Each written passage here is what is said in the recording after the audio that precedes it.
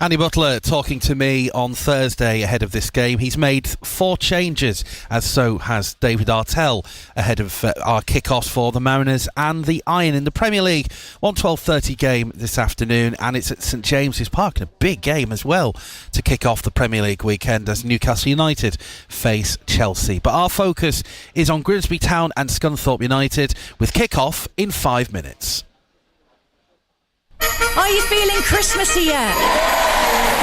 Join us for a Christmas celebration. We really hope that the Christmas blessings are flowing. Featuring your favourite festive tunes from the brass ensemble of the Band of the Royal Air Force College, carols with the Coastal Community Choir, and the story of the Nativity. In Bethlehem town, so quiet and small, they search for a place, no room at all. Celebrate Christmas with us. Merry Christmas, everybody. Sunday afternoon from 1. On BBC Radio Humberside and BBC Sounds.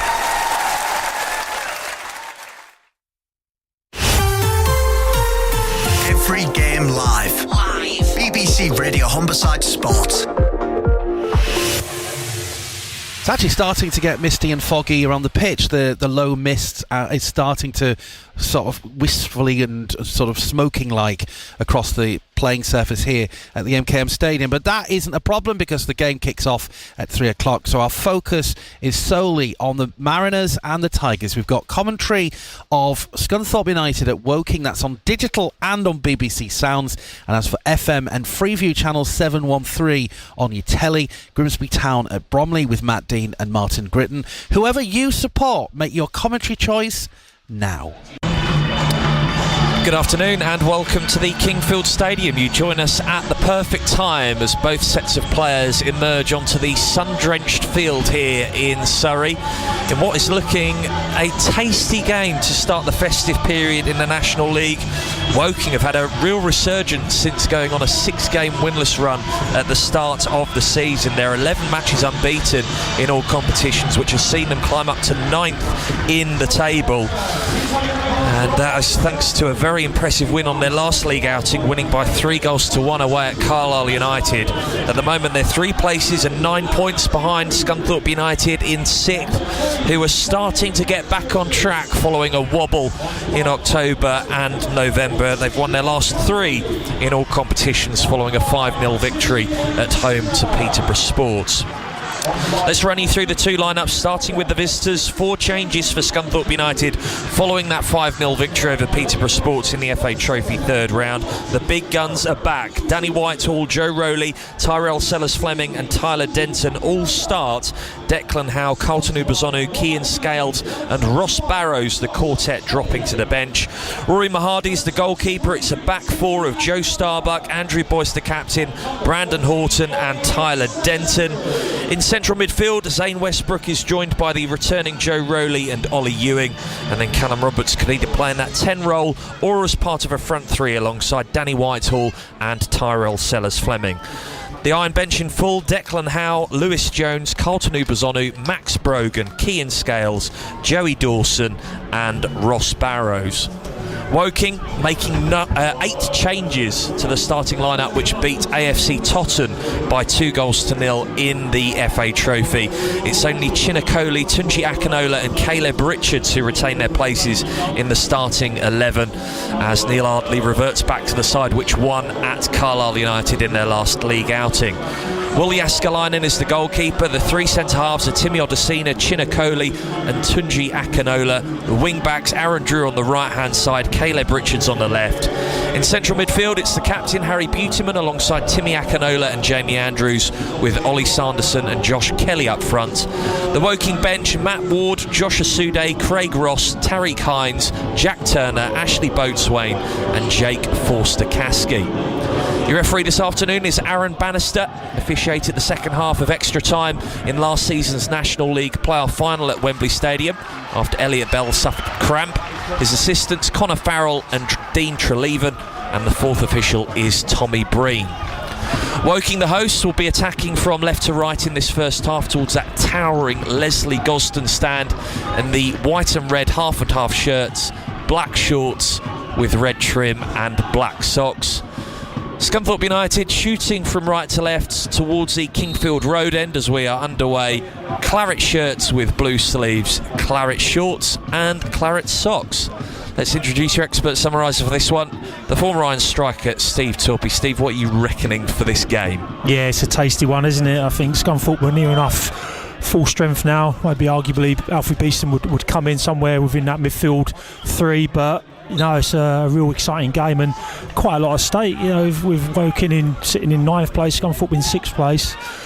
It's up for grabs, isn't it? And a lovely day for it. Just that sun's just shining in our eyes, like on our right side. But apart from that, perfect day for football. Yeah, it is a very awkward height, the sun, above the Leslie Golston stand to our right-hand side, so having to shield it out of view with our hands on our brows as Woking go long. It's flicked on by the captain, Harry Buterman. Josh Kelly, on loan from AFC Wimbledon, will pick up down the right-hand channel, pulled back to Drew, crosses in first time. It's flapped at by Mahadi.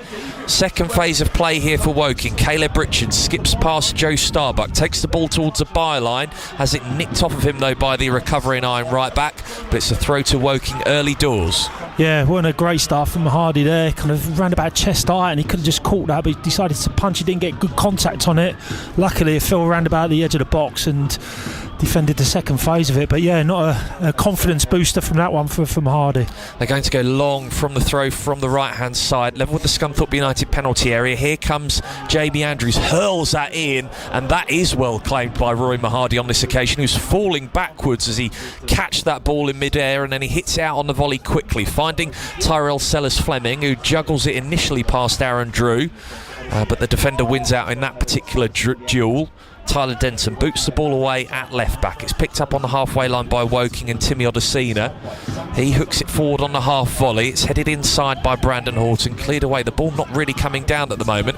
Eventually it's picked up by Joe Rowley. Now here's Zane Westbrook. Pushes the ball out to the right hand side to Joe Starbuck in possession for Scunthorpe United. Westbrook on the ball again, finds Roberts out wide on the right hand touchline. It goes back into Iron territory with Westbrook, and they recycle the ball in defence. Now at the feet of Brandon Horton, the left-sided centre-half. Powers the ball over the halfway line. Tyrell Sellers-Fleming almost nicks the pocket of Timmy Odesina, and Scunthorpe get the throw. Yeah, a little bit of scrappy in there. I know it's the first couple of minutes, but yeah, no one's really got their foot on the ball and got it down to play. Denton with the throw into Danny Whitehall, has his pocket picked by Chinakoli. Scunthorpe United get the ball back. Brandon Horton upfield, finds Sellers-Fleming on the halfway line. He's bear hugged by Odesina. Gets a free kick for his side. Yeah, I think they've been told to really get really tight to this forward line for Scunthorpe. He's not giving them a chance. Every time they've touched the ball, there's been not high pressure and that physical contact. Horton attempts to switch play from left to right, not enough on that crossfield pass, but Scunthorpe United recover possession with Westbrook right by the right hand touchline.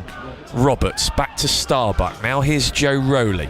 The Iron controlling possession inside the Woking half. Ewing has to pirouette back to Brandon Horton, 5 yards behind the halfway line. Plays it across defence to Boyce. Boyce now out wide to the right hand side. Here's Roberts, first time ball in field to Starbuck. His pass ricochets out for an Iron throw on the right, midway inside the Woking half. Starbuck takes it quickly, looking for the run of Callum Roberts. Chinakoli comes across to defend, is almost dispossessed, clears away, but has hacked it out for a Scunthorpe throw. Yeah, and that's what they've got to try and do, move the ball quickly. A quick throw, good run from Roberts in behind, and got a throw in. And then they give it away from their own throw. So it comes to nothing.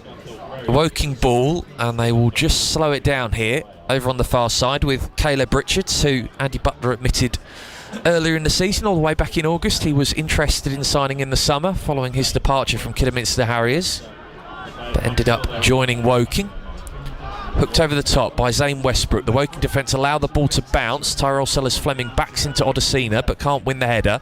Rowley nods it on. Sellers-Fleming almost latches onto that, but Woking clear away through Drew, and he's found Josh Kelly, nods it onto his strike partner Sanderson, who just can't get past Brandon Horton, who was covering, came across from his usual left hand side of defence to thwart that particular attack, and he's won a free kick in the process. Yeah, done really well those two as a pair, Brandon Horton and Andrew Boyce. Andrew Boyce even, yeah. Get my teeth in. But so they've worked really well together since they've partnered up over recent weeks, since Andrew Boyce has come back. Been really impressed with Brandon Horton. Paul Jääskeläinen, the son of the former Bolton and West Ham goalkeeper Jussi Jääskeläinen, slices the ball away. Woking will get some of the ball here as it's sliced down the right-hand flank by Aaron Drew. Josh Kelly looking to cause havoc, as a history of scoring against Scunthorpe United, scored in a victory for Solihull Moors back in March 2023, a brace in that game, a 3-1 victory for the Moors on that occasion, as the Iron were relegated from the division that season. Here are the visitors in possession with Rowley inside the centre circle, plays it over to the left. The pass was slightly behind Tyler Denton, but he picks it up on the halfway line. It's Rowley on the ball again, pulling the strings from deep. Just shifts it back to Brandon Horton. Rowley again is being pressed from behind by Harry Buterman. Boyce into Starbuck as they now operate down the right hand side. Starbuck infield to Westbrook. It was a difficult pass for the midfielder to deal with, couldn't bring it under control, and Woking are able to clear their lines. But Scunthorpe United get possession again. Boyce lofted upfield, looking for Danny Whitehall. Chinakoli towers over him. Ollie Ewing onto the second ball, but couldn't bring it under control.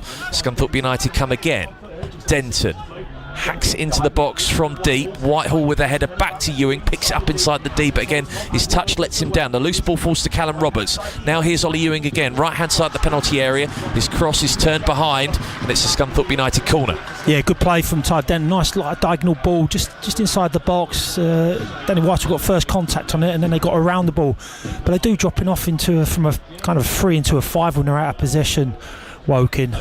So they've done really well, Scunthorpe, just moving the ball from side to side. There's a great ball from Denton, just hung up for Danny Whitehall. Nearly 7 minutes gone. Woking 0, Scunthorpe United 0. Live on BBC Radio Humberside Sport. The Iron goes short from the corner kick. It comes back to the taker. Callum Roberts crosses in. It's bouncing around in the Woking penalty area.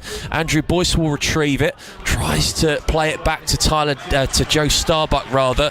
Not enough on it, but Starbuck does his defensive duties there. Stops Timmy Akinola from getting forward, and it's a Woking throw. Yeah, a bit fortunate at Woking. Tried to clear it, a bit of an air shot. Luckily ricocheted out in the wide areas and managed to clear it and get a throw in. But Scunthorpe were trying to make their mark and trying to break this kind of tough Woking defence line down. Aaron Drew with the throw. It's bouncing around in midfield, claimed by Harry Buterman. Sanderson on loan from Fulham. Back to Timmy Akinola. Here's Aaron Drew. Now Odesina. Long. Hoisted upfield. Brandon Horton, his header balloons up into the air. Nodded on by Jamie Andrews. Here's Ollie Sanderson, strikes it from 25 yards. It's blocked by Andrew Boyce. Scunthorpe United try and bring it out from the back, and it's held up by Danny Whitehall. Spreads play to the left here. Tyler Denton, midway inside his own half, goes long over the top. Zane Westbrook making the run in behind. Flag stays down. Westbrook waits for support down the left. Feeds it into Tyrell Sellers-Fleming. First time ball comes into the near post. Smashed out of play for a Scunthorpe United throw. Yeah, he done well, Westbrook there. Just kind of, that's what they need to do.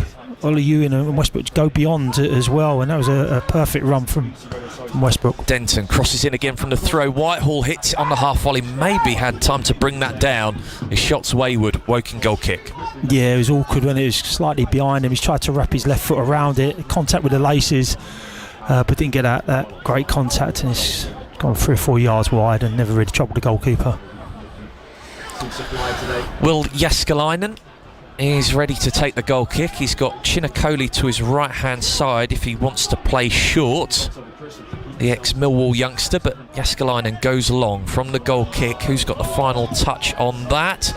It's adjudged that it was Tyler Denton who headed that out of play, so it's a Woking throw midway inside the Scunthorpe United half on the right. Drew throws it inside looking for Josh Kelly, and it comes off the forward last, so Scunthorpe United have themselves a throw in turn in pretty much exactly the same spot, but this time on their own left. Denton assesses his options before hurling it down the line. Drew with the header back to the Iron left back, who will just let that bounce out of play again, and he'll get another go from this latest throw in. Will he look to go down the channel? No, he holds it infield instead. Header away by Aaron Drew, will be claimed by Josh Kelly, ahead of Joe Rowley for Woking. Still Kelly strikes it!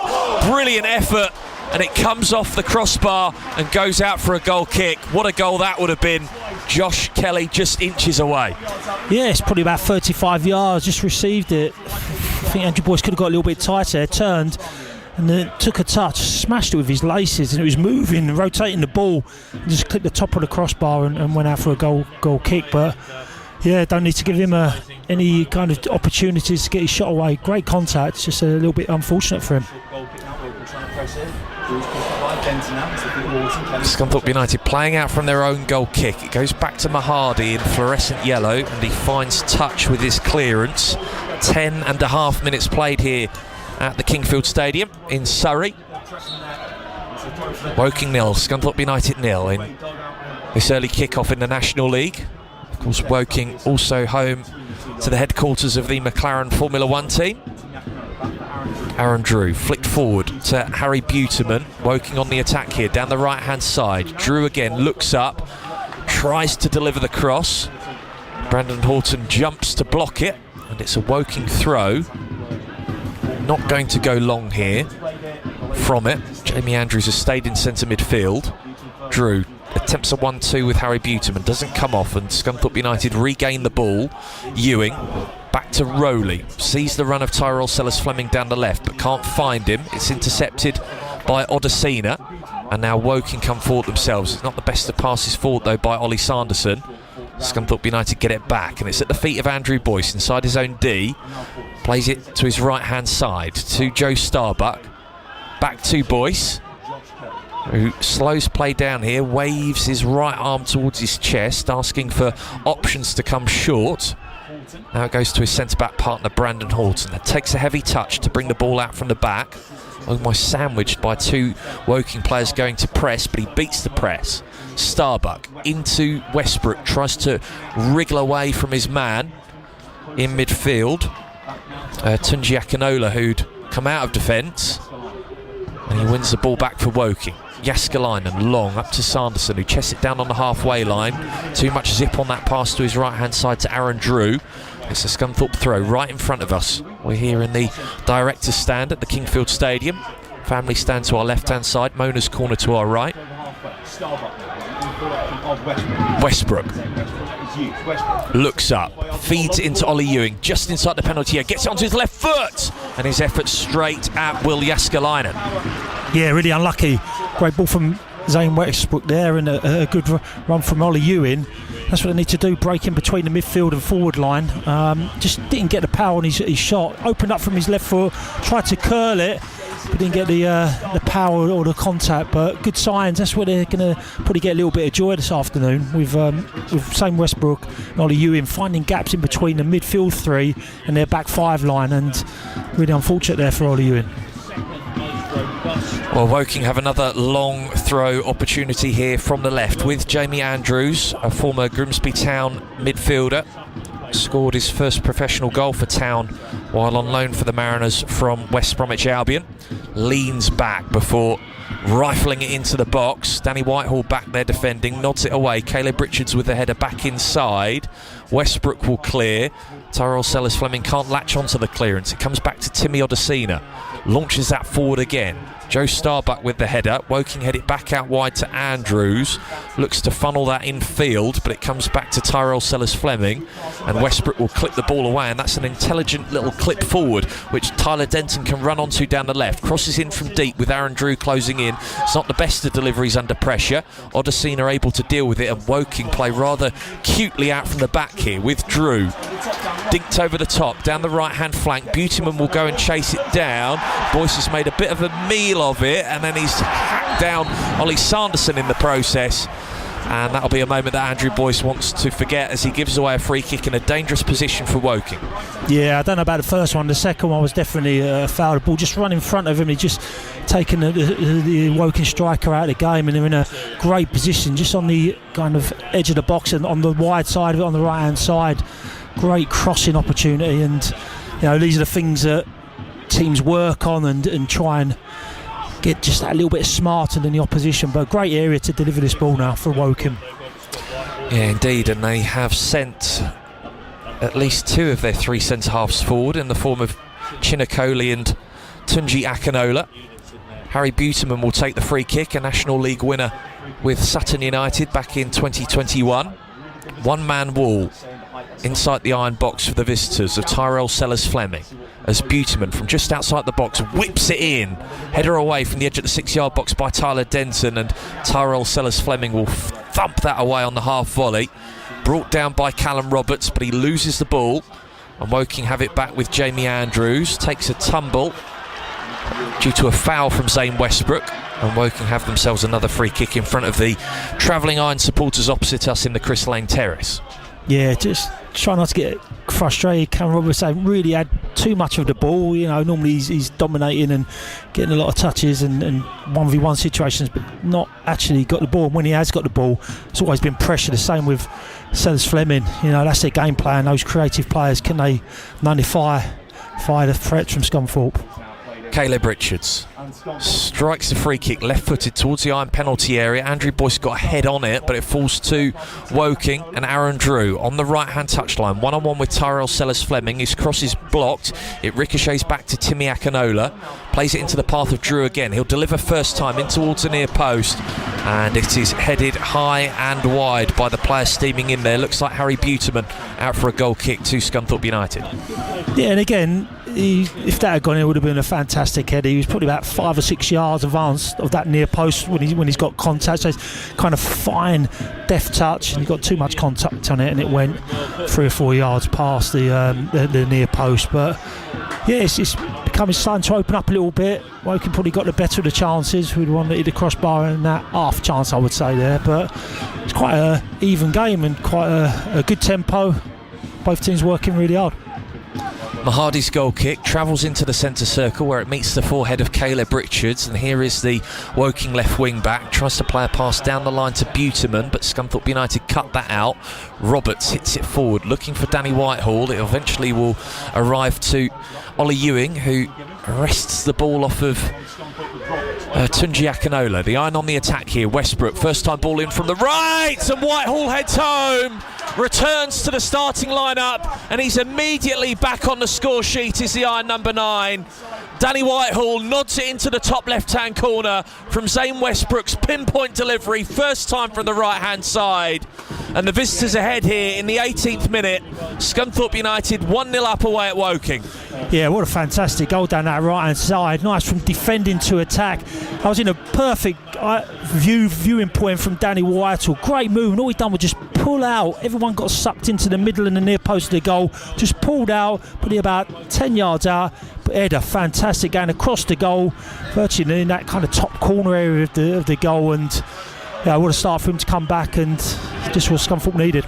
He has been dropped from the starting lineup, should we say, having played at Solihull Moors in the National League last month due to that knee injury that he picked up last season in a game in February. The 1-1 draw at home to Curzon Ashton, was still feeling the effects of it, so Andy Butler deciding to wait until he was 100% fit. Played 45 minutes in the Lincolnshire Senior Cup in midweek, but returns to the starting lineup, and he has scored, has Danny Whitehall. 1-0 to Scunthorpe United, live here on BBC Radio Humberside Sport. It's your digital radio commentary, as well as being available online via BBC Sounds. Woking looking to respond, and they've got themselves a throw-in down the right. That, by the way, Danny Whitehall's 8th goal of the season. He is now joint top scorer with Declan Howe in all competitions. Aaron Drew with a long throw forward. It's headed away on the edge of the penalty area by Brandon Horton for Scunthorpe United. Tyler Denton completes the clearance. It comes off the back of Danny Whitehall's head, but no runner in around the back. Woking come forward down the right with Aaron Drew. Gestures for someone to come short to feed a pass into. Sanderson was looking for it, but he's had his pocket picked. And now Scunthorpe United stream forward. Sellers-Fleming exchanges a 1-2 with Danny Whitehall, but he can't get onto the second pass. And he's clipped the ankles of Timmy Odesina, who's gone down rather cheaply there, but has done enough to get the free kick, to get the decision awarded to him by referee Aaron Bannister. Yeah, it's frustrating from a coach's point, but literally that was a minimal of contact, and he just touched his back and he's gone down. But they get given nowadays. Yeah, it's a bit frustrating. Sellers Fleming having a little laugh about it, but yeah, good position, and just avoid that. Could be a big tonic if Scunthorpe United can pull off a win here at Woking. The Cards unbeaten in 10 in the league, 11 in all competitions. They've not lost at home here since September the 20th. 10 games unbeaten at the Kingfield Stadium in all competitions. 6 of those admittedly draws, 4 wins. Visitors have a throw. Midway inside the Scunthorpe half on the right. Buterman's forward ball doesn't come off. Cleared away on the half volley. Danny Whitehall has crumpled Timmy Odesina down to the floor. Another free kick given. Aaron Drew took it while the ball was still moving, so the free kick will have to be retaken. Chinakoli plays it across into Harry Buterman, who's dropped in temporarily as a third centre half before returning to his place in midfield. The ball comes back to Will Jaskalainen. 20 minutes played now here in this early kick-off in the National League. Scunthorpe United leading away at Woking by 1-0. If you're just listening here on BBC Radio Humberside Sport, Danny Whitehall with the headed goal in the 18th minute to open the scoring. Zane Westbrook wants a header down into Joe Rowley. Here is the Scunthorpe United number 11. Finds Joe Starbuck with his pass. Played down the touchline to Callum Roberts here. Still inside his own half. Roberts whips it into Brandon Horton. Horton has Tyler Denton to his left-hand side. Looks up, instead threads it through to Ollie Ewing. Ewing cuts onto his right foot, inside the D now, still going as Ollie Ewing. Rolls it back to Roberts! And his efforts deflected wide of the right-hand post, out for a corner. Great play again, just switch the play from right to left. Ollie Ewing making that run in between the back five and the midfield. We said that's where probably they're going to get their joy, and thought he was going to shoot anyway. He's taking it across the box, put his foot on the ball for Roberts just to line one up with his left foot. Got great contact, looked like he was curling in. Just got a deflection that just went wide, but great little bit of play. Scunthorpe are playing the better football. They do look the more threatening team. And they've got themselves a corner here in front of the Kingfield Road end to our left-hand side. Ollie Ewing is going to take it, but first, I thought Aaron Bannister wanted a word there, but he doesn't. He's given Ewing the signal to take it. He whips in towards the back post. Chinakoli with the header, which bounces just inside the Woking box. Denton will nod it into Boyce, who lofts it back in, and Jaskalainen catches it under very little pressure. Waits for everyone to leave his penalty area in a lime green, goalkeeping shirt and shorts with dark green socks. Volleys it into Scunthorpe United territory. Horton heads it up into the beautiful early winter afternoon sky. Scunthorpe United trying to come forward as Whitehall's dragged down, but doesn't get the free kick on this occasion. Chinakoli pulling the iron number 9 to the floor. Comes back to Jaskalainen. Boots it over the halfway line. Boyce is there to head back into the Woking half. And now the hosts have it over on the left with Caleb Richards. Now it comes back into the centre of defence with Tunji Akinola. 1-2 between him and Jamie Andrews. Akinola goes along from midway inside his own half, looking for the run of Sanderson down the left-hand side, who will get there first. Crosses in first time, perhaps could have taken a touch there and waited for the support in the box. Josh Kelly appreciates the idea, but the cross from the left-hand side zips out of play for a Scunthorpe throw. Yeah, as you say, it could be a good ball in, but the players weren't there. You know, when it just goes in front of them, about 2 or 3 yards in front of them with the cross, and it run out to the other side of the pitch. But yeah, down those balls down the channel, Andrew Boyce just got a little bit get a head start on them, because he's not lacking a little bit of pace, but can he get a head start reading the game? Scunthorpe United throw in then, as Ollie Ewing tying his bootlaces at the moment. We're not going to see a stoppage of play here compared to a few that we had in the Tamworth game a couple of weeks ago. And actually in the end, from the first throw, Scunthorpe United have ended up winning a free kick. Horton just casually plays it back to his goalkeeper Rory Mahadi, who has the ball on the edge of his own D. Skims it out to Tyler Denton on the left-hand side in a tight pocket of space, just has to hoist that forward. Here is Denton on the ball again. Slips it down the left-hand channel. Tyrell Sellers-Fleming wanted him to come short to hold up the ball. Those two not on the same wavelength, and Denton's forward pass trickles out for a Woking goal kick. Yeah, sometimes just that understanding, and they have worked really well together, but just when to play into feet and when to play it down the space. If he's had a couple of runs, which he has done, Sellers-Fleming, and on occasion just play to his feet and just keep the ball. Don't always need to force it down those channels. Jääskeläinen, left-footed with his latest goal kick, aiming for Sanderson, who gets a touch first ahead of Brandon Horton while having his shirt pulled, but can't hold it up any further than that. Scunthorpe United have it on halfway with Sellers Fleming. He falls to the floor under pressure from Timmy Akinola, and Woking regain possession. Forward they come down the right, but Aaron Drew's through ball, too heavy. Scunthorpe United goal kick as we hit the 25-minute mark, and it's still the Iron who lead here at the Kingfield Stadium by 1-0, live on BBC Radio Humberside Sport. Yeah, and I think that's the kind of where they're getting the advantage. The three midfield players for Scunthorpe have been excellent. You know, kind of getting first contact. If not, they're getting the second contacts. They're going beyond their midfield line and then trying to build play. Because say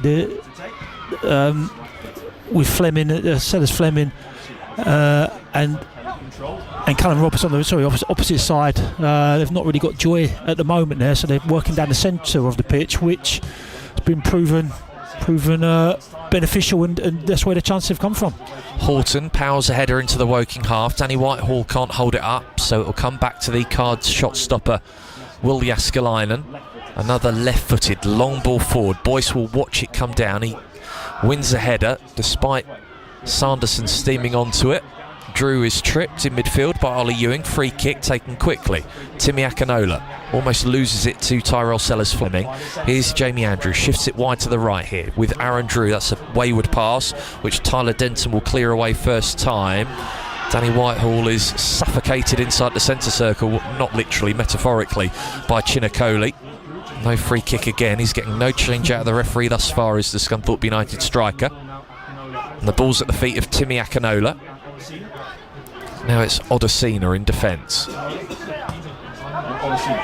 Clips it into the Scunthorpe United half. Horton heads away again, finds Callum Roberts, who chests it on cutely to Zane Westbrook. Now Joe Starbuck will pick it up into Joe Rowley on the edge of the centre circle. 1-2 between him and Callum Roberts, who had drifted into a slightly more central position there during this latest passage of play. Denton into Tyrell Sellers Fleming down the left, pulls it back to Rowley. Roberts with the deft little back heel looking for Ollie Ewing. He can't claim it off of Odesina, who gets enough room to clear away but only picks out the forehead of Tyler Denton, and Scunthorpe United come again. Here is the Iron left back, funnels it back to Horton. Horton will just retreat back to his goalkeeper Rory Mahadi here on the edge of his own D again, and he'll knock it to his left hand side to Horton. Now it's Tyler Denton on the ball, watched closely by Josh Kelly, so has to force it back into the centre of defence with Horton again, who's being put under very little pressure when in possession, but now here comes Josh Kelly to press. There was the trigger. Scunthorpe United beat it. Horton back into Denton. Those two have swapped positions temporarily. Denton playing at centre back and Horton at left back for the time being. Denton forward, 1-2 between him and Callum Roberts in the centre circle. Horton at left back, looks for options down the channel, finds Sellers Fleming, who holds it up away from Aaron Drew. The right wing back gets a touch and knocks it out for a throw. They are shifting the ball really well. 1-2 touches, going central, coming out to the left, transferring over to the right hand side. 1-2 touches. I've been really impressed with their capabilities Scunthorpe this afternoon so far. Denton tries to power that inside. Jamie Andrews has gone down in intercepting that pass. Second phase of this passage of play. Scunthorpe United on the attack down the right with Roberts, 30 yards from goal. Cuts inside, Rowley. Now it's Westbrook. Westbrook into Roberts, 25 yards out. Tries to chop onto his right foot, but heavy touch gives the ball away, and then he's fouled Chinakoli in the process. That's a Woking free kick.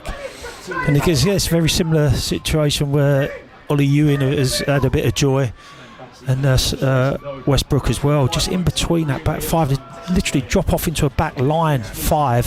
Defenders Woking, they're finding little pockets of space, 5 yards, 10 yards, where they can get on the ball and turn and face Woking's goal. Denton, clever header that, back to his goalkeeper Rory Mahadi. Thankfully for Steve Torpiano, the sun has either dipped behind a combination of the clouds or the Leslie Gosden stand to our right hand side. Mahadi goes long, aiming for Whitehall again. The loose ball's picked up by Joe Starbuck, the Scunthorpe United right back, and he latches onto a 1-2. Now here's Callum Roberts driving towards the Woking penalty area, and his shot is straight at Will Jaskalainen at his near left-hand post. Yeah, again, Roberts getting into the game a little bit more. Just didn't get the power in for more accuracy than power. It was quite a comfortable save. Hooked upfield by Joe Starbuck. Chinakoli watches it come down, nods it away. Ollie Ewing almost dispossesses Timmy Akinola in midfield. Referee letting quite a lot go thus far, Aaron Bannister, as Woking have themselves a throw-in. Yeah, he's been pretty consistent, hasn't he, for both teams? I don't think I know Danny Whitehall's probably won't think so. He's not got any joy so far, but again, that's Danny Whitehall. He's occupying the two centre halves, or in between the two centre halves of a three. Woking from a throw, go down the right. Josh Kelly, one-on-one with Andrew Boyce, who's been forced to come out wide to defend this situation. Just flicks the ball off the right foot of Josh Kelly out for a throw-in. And they will go long from the right-hand side this time with Jamie Andrews. Akoli and Tunji Akinola come up from the back again. Josh Kelly in the 6-yard box. Ollie Sanderson in the penalty area as well, along with Harry Buterman. Andrews peppers the Scunthorpe United box with this throw. Boyce staggering to head it away, comes back out to Andrews wide on the right for Woking. Drew cuts inside to Timmy Akinola, slips in behind, Andrews onto it, first time ball across the penalty area, headed away. Scunthorpe United still have more defending to do here. Timmy Akinola with the cross straight towards goal, and Rory Mahadi takes it into his midriff. Yeah, and just slowed it down a little bit. Sometimes he has a tendency to go from defence to attack really quickly, but there is a time, and that was perfect time, and just to take a little bit of a breather. Woking drop again, they drop quite deep, so Scunthorpe have dominated possession, and there's no real pressure, especially in the kind of defensive third. It's only when they start to approach the mid third that there's a little bit of pressure, and it's not too intense. Horton into Whitehall, turns it around the corner first time to the left. Ewing will keep it in play from the touchline, just plays the percentages, was looking to nutmeg Aaron Drew but knew he'd get the throw if it didn't come off, which he's got. The throw on the Scunthorpe left with Denton, thrown into Ewing, who lets that ball bounce across his body, again goes down, but the referee's letting a lot of those ones go, where I think he's probably saying it's 6 of one, half a dozen of the other. And now Woking flooding forward, it's played down the left here to Caleb Richards, room from Joe Starbuck, crosses in, but the Scunthorpe United right back again standing his ground, and he deflects that cross out for a Woking corner kick on the left hand side. Yeah, it was a dangerous position. He just got inside the 18-yard box, so he had to put the brakes on Starbuck, and he did, and just guided it, deflected out for a corner. Scunthorpe's right hand side, but yeah, I'm really enjoying the game, to be fair. Both teams really going for it, and some good bits of quality. Buterman presiding over the corner kick from the left hand side, drives in towards the back post. Akoli was unmarked, and that's a crucial intervention there from Brandon Horton, just flicks that away with the back of his head, out for a Woking throw, but they'll go long again, so Scunthorpe United stay in position inside their own penalty area as they await another aerial bombardment. Woking defenders staying up from the back, as once more Jamie Andrews with the long throw. Whitehall watches that come down, flicks the header away, Woking onto it. Aaron Drew, midway inside the Scunthorpe half, fed out wide to Jamie Andrews, crosses in on his left foot, blocked by Tyrell Sellers-Fleming, and Woking caught napping there, but Scunthorpe United just not able to retrieve possession, and Woking, after a bit of haphazard play there, get it back. Drew on the right-hand touchline, tries to skip past Tyrell Sellers-Fleming, succeeds in doing so. Now one-on-one with Tyler Denton. His cross deflected up into the air. Joe Rowley with the header away on the edge of the penalty area. Woking try again here as a shot comes in, and it's curled wide of the left-hand post from the instep of the right boot of Harry Buterman. And in the 35th minute, Scunthorpe United still lead Woking by a goal to nil. Yeah, and he defended initially really well, but it just opened up, didn't it? Just again on that corner, come to his right hand 18-yard box, just lined up, and he's trying to right foot curl it into the far corner, and just didn't get the accuracy. Went about 2 or 3 yards over the crossbar, but they've not been majorly threatened. I think the main threat have come from set pieces rather than general play. Denton over the top, Sellers Fleming just can't quite get there. He was in behind the Woking back line. If he'd been able to race onto that ball over the top, in the end it's just a Woking throw. Jake Forster-Caskey, one of the card substitutes, juggles it up into the hands of Aaron Drew, the loose ball, and Drew with the throw. Down the right, it's gone straight out of play, so Scunthorpe United get it back. Aaron Drew, for the Queen's Park Rangers youngster, scored a stoppage time equaliser for Oxford City at Glanford Park in October last year, a 2-2 draw. Cutting a rather frustrated figure at the moment at right wing back.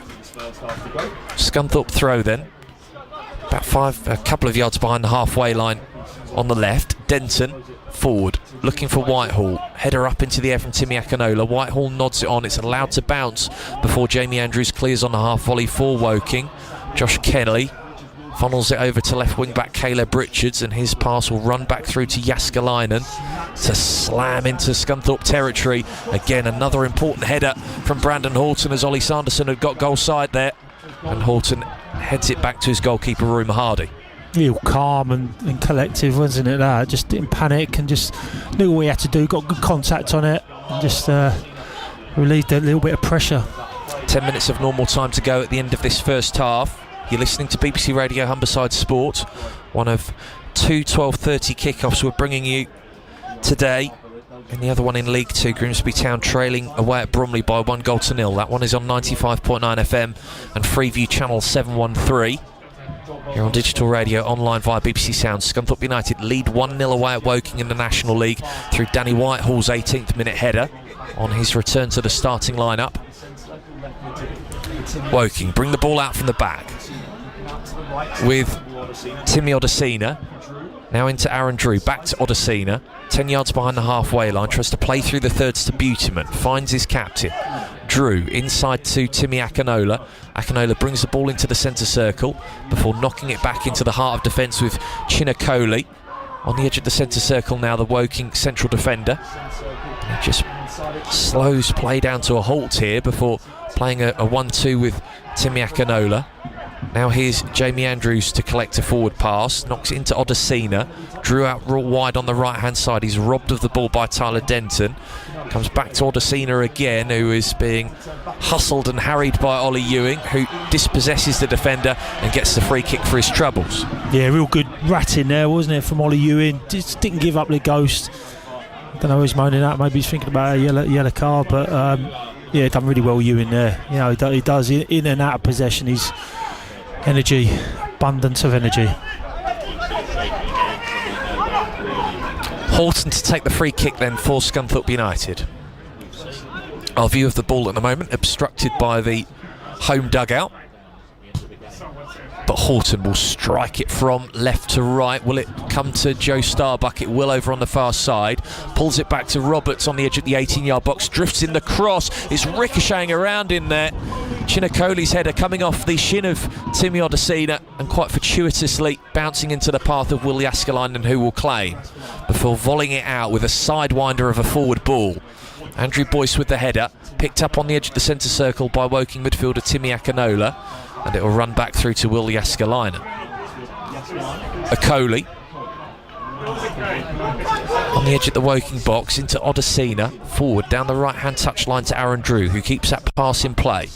Odesina launches that into Scunthorpe territory. Rowley is there first to clear with the instep of his right foot. It's bouncing around in between Ollie Ewing and Timmy Akinola. Woking get it back again. Jaskalainen looks up, left-footed, strokes it into the Scunthorpe United half. Boyce able to stoop and get the clearance away, but as he suffered an injury in the process, looked like he was holding his left hamstring for a moment. Drew comes forward for Woking down the right. Horton will clear away. Woking just maybe getting a bit more of a foothold in terms of possession as this first half draws to a close. Odesina long again, but that will bounce through to Rory Mahadi. Mahadi bowls it out to the right to Joe Starbuck, immediately pressed by Caleb Richards, has to retreat back to his goalkeeper, who clears away from the byline to Giaconola with the header forward, then flicked on by Josh Kelly. His strike partner Ollie Sanderson just can't quite backheel that or bring it under control. Horton and Denton getting into a mix-up there as to who should clear it away, and Josh Kelly has kept it alive and won the corner kick in the process. Cheap corner to give away there for the Iron. Yeah, I think just a little bit of lack of communication, probably from Tyler Denton, because Orton was concentrating on the ball with Andrew Boyce. He just run inside of Tyler Denton, and a little bit fortunate there that he didn't get on the end of that. And then they kind of ricocheted off each other, and good play. Played off Orton's legs for a corner. Buterman to take it. Andrew Boyce is okay to continue. Holds both arms up into his head as Buterman before standing the corner kick up to the back post, and it sails over the top of the Scunthorpe United goal and out for a goal kick with 5 minutes of normal time left to play now at the end of this first half. Still Woking 0, Scunthorpe United 1.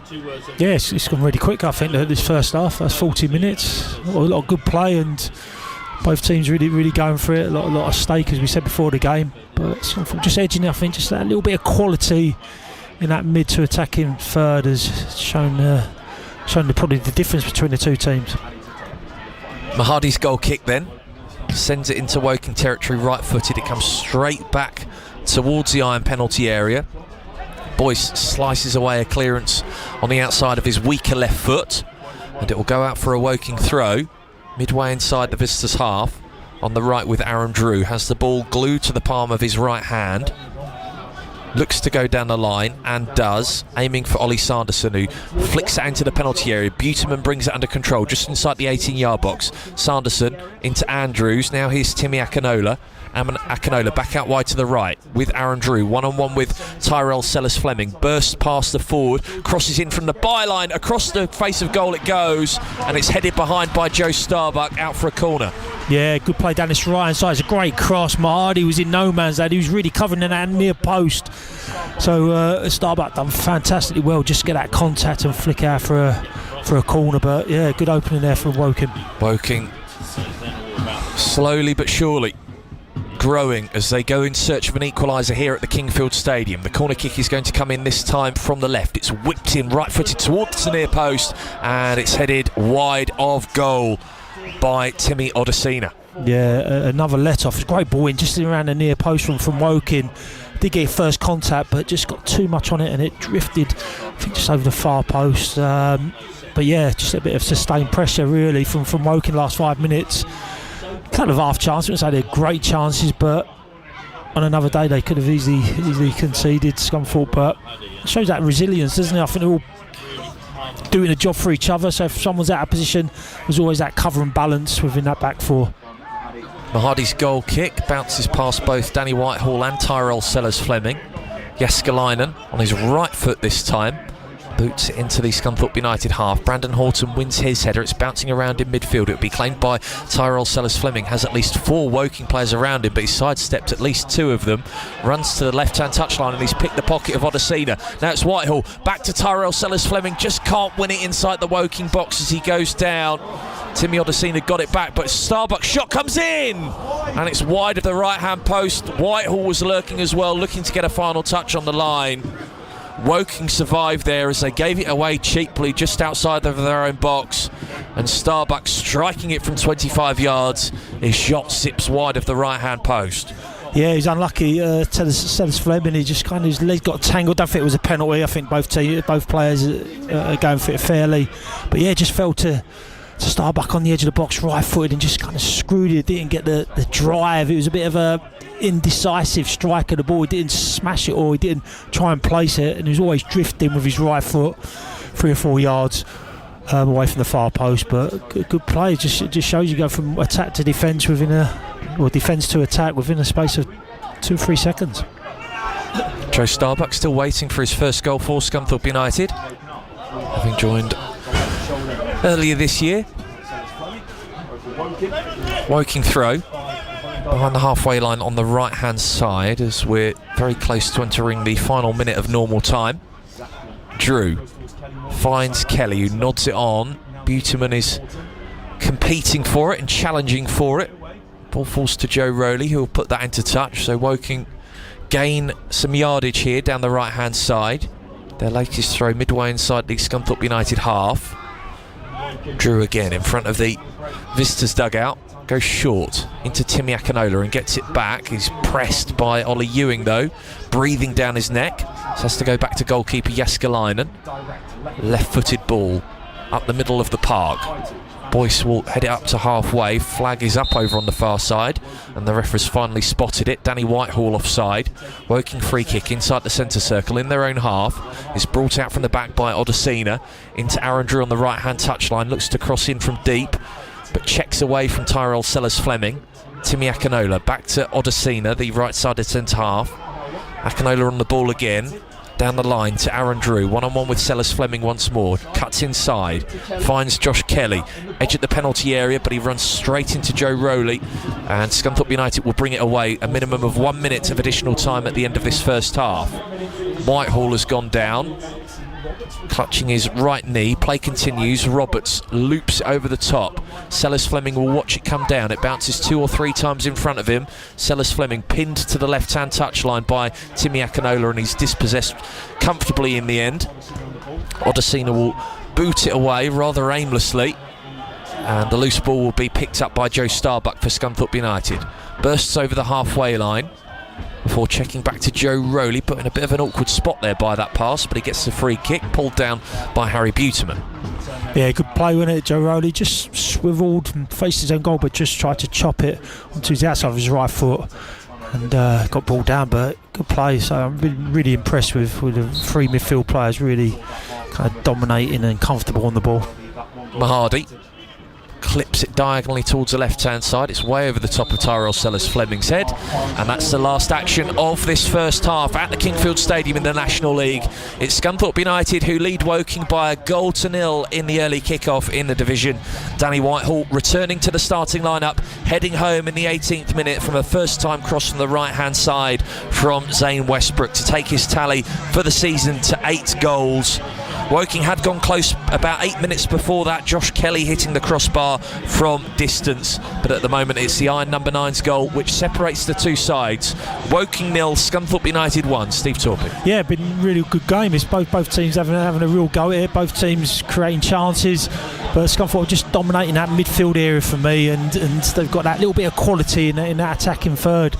But it's come from a different area. Normally we rely on Roberts and Sellers-Fleming down the flank areas. They're getting tightly marked and pressed. I'm just looking at Sellers-Fleming walking off, and he looks a little bit tired. I don't know if he's missed a bit of training maybe, but he's not been as dynamic. But fair dues to Woking, they've identified those two players and really pressed. But yeah, I'm looking forward to the second half. If it's going to clean sheet, it's 3 points in the bag. Indeed, and you'll be able to hear that second half on digital radio as well as online via BBC Sounds. A reminder of the half-time scoreline: it's Woking 0, Scunthorpe United 1 in the National League.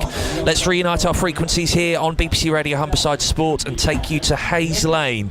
Grimsby Town trailing Bromley by 1-0 in League 2.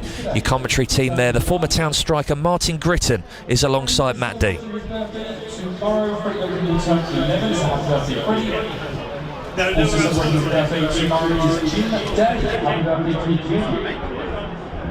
Happy 70th birthday to Steve Fletcher on the 22nd of December. Happy birthday to Nick Moore. Physical or first to the ball, they're certainly there for the knockdowns, and it was a good booking in the end from McEachran to bring him down. Free kick to Bromley. Welcome listeners on DAB Digital Radio. Grimsby Town trailing here at Bromley as we play added time at the end of this first half. We've got 3 added on minutes. The Mariners falling behind on 12 minutes through Will Hondermark. Bromley on the left hand side of the Mariners box. Pinnock has knocked it against Amalasaw, and Bromley have forced a late corner kick at the end of this first half, and forward come the big bodies for Bromley, and they're going to pack the Mariners penalty area here. Bromley threatening to double their lead. The corner will be left by Pinnock for his teammate Marcus Eiffel, who spent 5 years at Brighton's academy. He's got the big run up here, flings both arms up into the air, right-footed corner kick towards the back post. Rogers gets there, turns it away. Vernon tries to complete the clearance, but the referee has blown his whistle for half-time. The Mariners behind at the interval by 1-0. Martin Gritton, what have you made of what we've just seen? Well, again, yeah, Town were well in this game, but but they're up against a home team that you can tell that they're good on this home patch because they're very confident, but they're also just hard to break down, hard to beat, do the simple things well, got their goal and have had to sat back and essentially said to Town, what have you got? And sadly Town have come up lacking as so too often recently, so they're going to have to do something second half, but they're in it, they're creating opportunities, they're getting into the final third, but they're just choking a little bit with the ball and with the chances.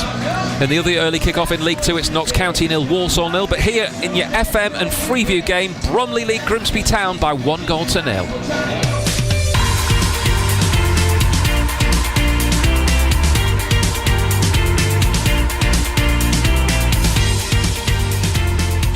Thank you, Matt. Thank you, Martin. Second half commentary of our two games on the way shortly, and 1-0 appears to be the storyline of the day because Ollie Turner, that's the same story for Scunthorpe United at Woking, but more positive news for the Iron so far.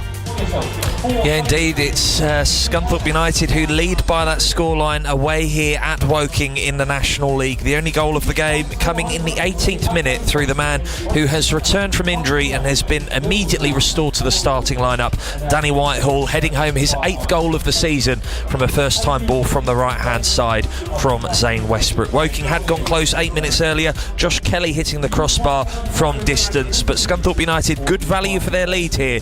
Second half commentary to come on digital radio and online via BBC Sounds. It's Woking 0, Scunthorpe United 1. So, stories of the afternoon so far. We have a rare situation where the early kickoffs dominate our 3 o'clock programme with just the one game this afternoon from 3, and that is Hull City against West Bromwich Albion. Mike White will join me in a moment's time. Let me bring you the scores from the games already underway. Last week, Nick Voltemada actually scored an own goal, centre-forward's header, but into the Sunderland net, or into his own net for Sunderland. This time he scored twice against Chelsea, with Newcastle leading by 2-0. In the Championship, the games that kicked off this afternoon, Blackburn Rovers lead Millwall by 2-0. It's Preston and Norwich goalless, and Coventry City, seemingly nobody stopping them. They are 1-0 ahead at Southampton through Mason Clark just before the interval. As Matt mentioned, just the other game in, a couple of games in League 1 and another game in League 2. Stevenage 0, Burton Albion 1, goalless Wigan and Blackpool. And in League 2, it's Bromley 1, Grimsby Town 0, of course, and goalless between Notts County and Walsall. I'll just say good afternoon to Mike before we hear from Ollie McBurney. Afternoon, Mike. Afternoon, Jim. Weather, can't decide what it's doing here. It's misty 1 minute and sunny and clear the next. So far, so good. It's the mist has burned away and we're looking at a nice sunny afternoon. It's winter fresh, I think we'll go for. I think the woolly hat might be going on the baldy bonds in a second just to make sure I keep the heat in. But yeah, it's clear enough. It's nice, decent conditions now for the team to go out there and continue in that fine form that they've been in the last couple of games. And what we're hoping for today? Goals, goals, goals. Afternoon to you, Swanee, if you're on your way. Well, you should be on your way now. We'll see you shortly.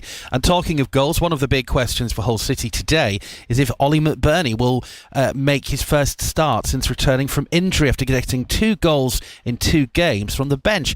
We'll find out about that in less than half an hour's time. In fact, more like 20 minutes' time. But the striker's been telling Mike what it's like coming back into a side that has a fully fit Liam Miller and Mo Balumi. Yeah, it's brilliant. You know, that I don't think I've played a game with both of them yet. I've not started a game with both of them yet, so I'm sure it will be brilliant. But no, you know, having quality like that from the sides, and then you've got Gilo and the skip behind him and Code as well. You know, I think it's what a number 9 dreams of in this league. I genuinely don't think there's got to be many better. So yeah, for me, it's perfect. It's another massive reason for me why I came. You know, Jared was bigging them up to me, you know, these wingers. Obviously, I'd played against Gilo and Coyley. I've known Coyley since I was about 7 years old, but played against them and knew that the qualities that they all had, and you know, it was a big reason why I wanted to come, because I knew it would suit the way I played as well, you know. Let's talk about those 2 goals individually. Then, first of all, the return of the McGiles combination, the delivery service against Wrexham. Talk us through that one. Up towards McBurney, does well to just hold off the challenges, and then JB can feed it to Miller. Miller can come forward. Miller to this left-hand side to Giles. Giles has got McBurney in the middle, making a move. Ball into McBurney. There's a touch. And on his return, it's not taken long at all. Just 4 minutes for Super Ollie McBurney to slip the ball past the keeper. That's the goal that makes it more comfortable. And McBurney's back with his 8th goal in a City shirt. Yeah, no, I think it's a great team goal from the boys. I think, in certain games you have to soak up a bit of pressure. I think Shemi's made 2 good clearances. I've managed to set it off to Darko, and then it's from there it's a quick counter attack, and it's what we're good at. Out quickly to Miller and then Gilo.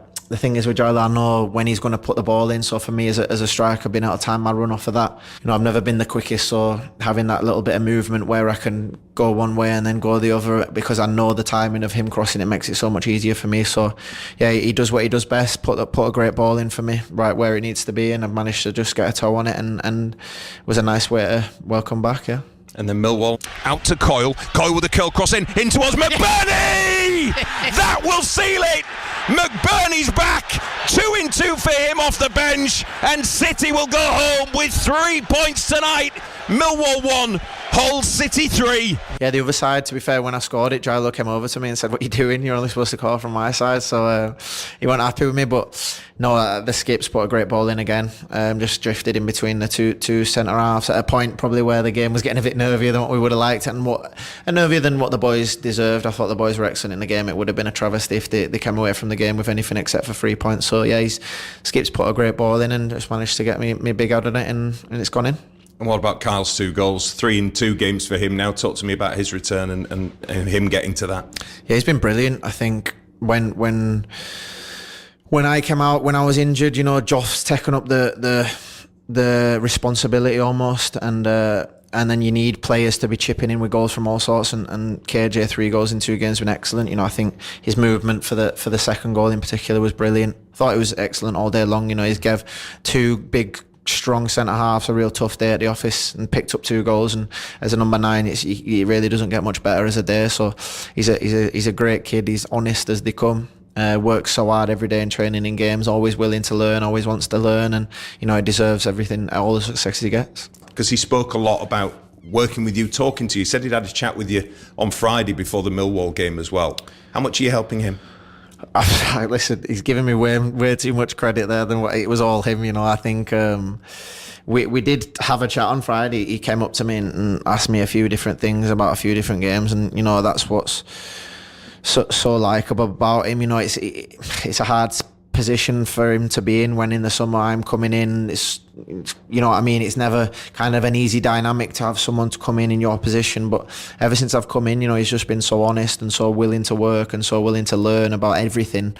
No ego on him whatsoever. And on Friday, he's just, like I say, he's pulled me on a few different things, and I've just given him a few little pointers that I use, that I got given when I was a bit younger, that have helped me throughout my career, and he's I don't know if he's used them or not, but he's had an unbelievable game on the next day and got his 2 goals. So no, I honestly couldn't be happier for him. He deserves it so much on Saturday. I was buzzing for him. Ollie McBurney, Mike White, you talking to him on Thursday, and we've got a text here from Reece, or a post on X, formerly Twitter. I posted a picture of Santa, because Santa is here and he was by the pitch a few minutes ago, and Reece says, big question is, will Joseph stay as our Santa forward or does McBurney start? So we'll ask you that question. Well, we do know already, don't we, from those 2 commentaries, McBurney's back, apparently. Is McBurney back? Apparently so. It's only when you listen to goal commentaries from 2 different games in quick succession you realise sometimes you're a bit repetitive. But anyway, I strongly believe Carl Joseph will stay in. You can't drop him, not in that kind of form. But I've got when I spoke to Sergei Yakievich and I asked him the question, would you consider a change of shape and maybe go with more of a traditional front 2? And he didn't quite say no. I think we might see Ollie McBurney. We know John Egan's going to come in for Shemi Ajayi. So that's what I think will happen. I do think we'll see McBurney, but I don't know for definite yet.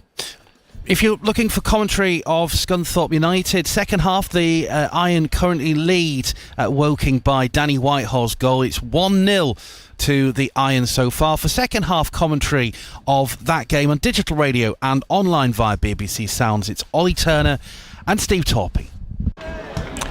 Welcome back to the Kingfield Stadium, and Steve Torpey was saying during that first half that Scunthorpe United were winning the battle in midfield. Well, Neil Ardley is going to be making a double change, and Jake Forster-Caskey and Matt Ward are going to be the two players coming on.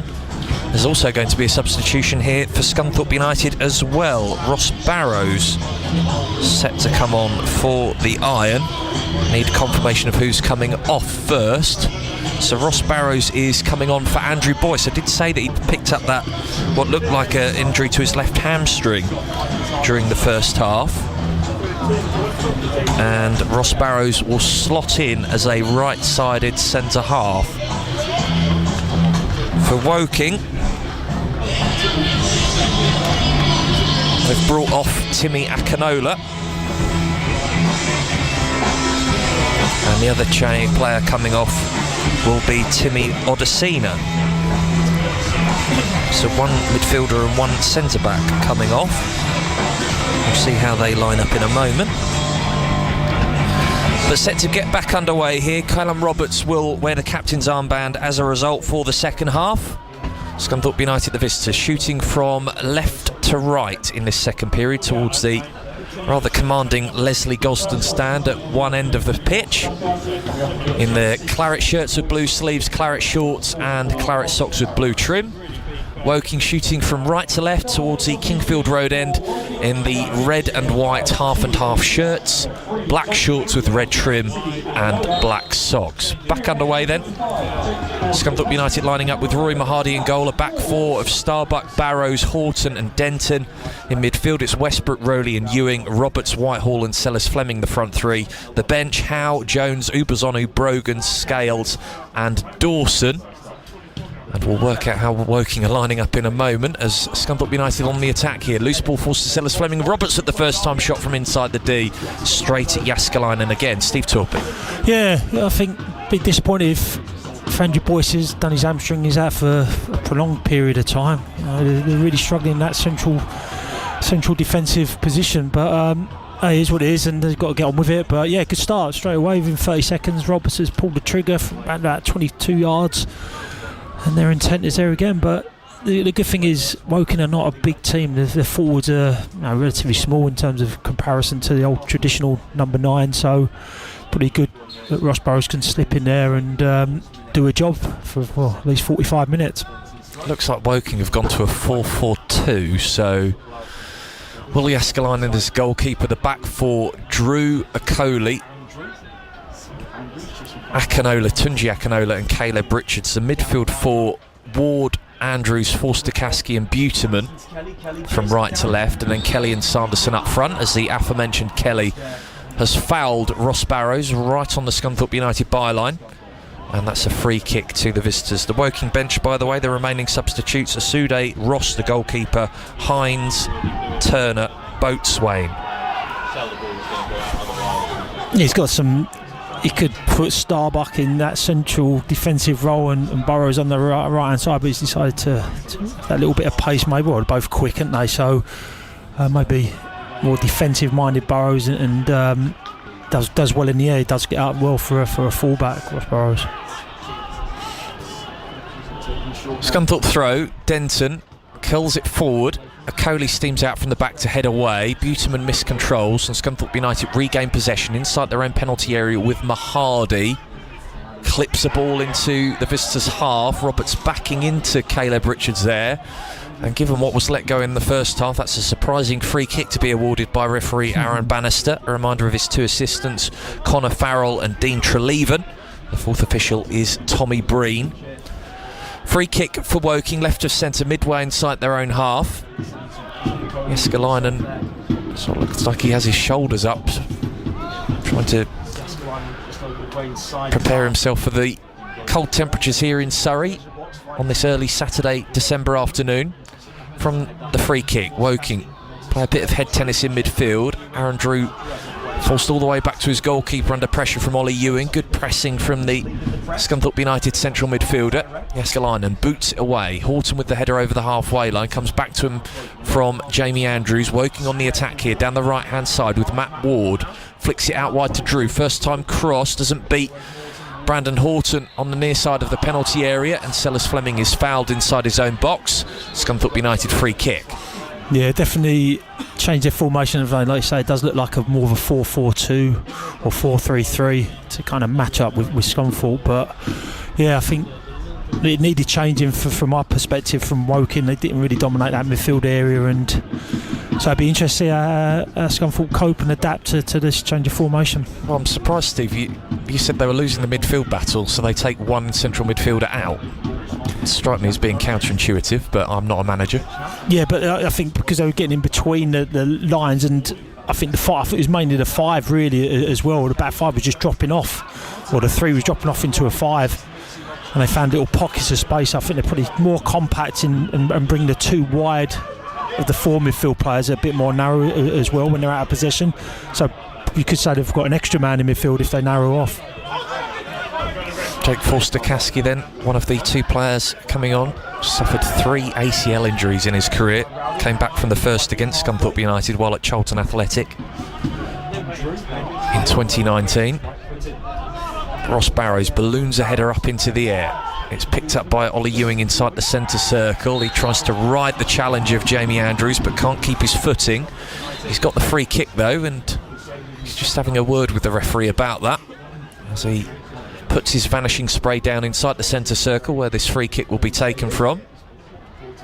Aaron Bannister also quite swiftly marching out the 10 yards as well and marking out where the Woking wall should be.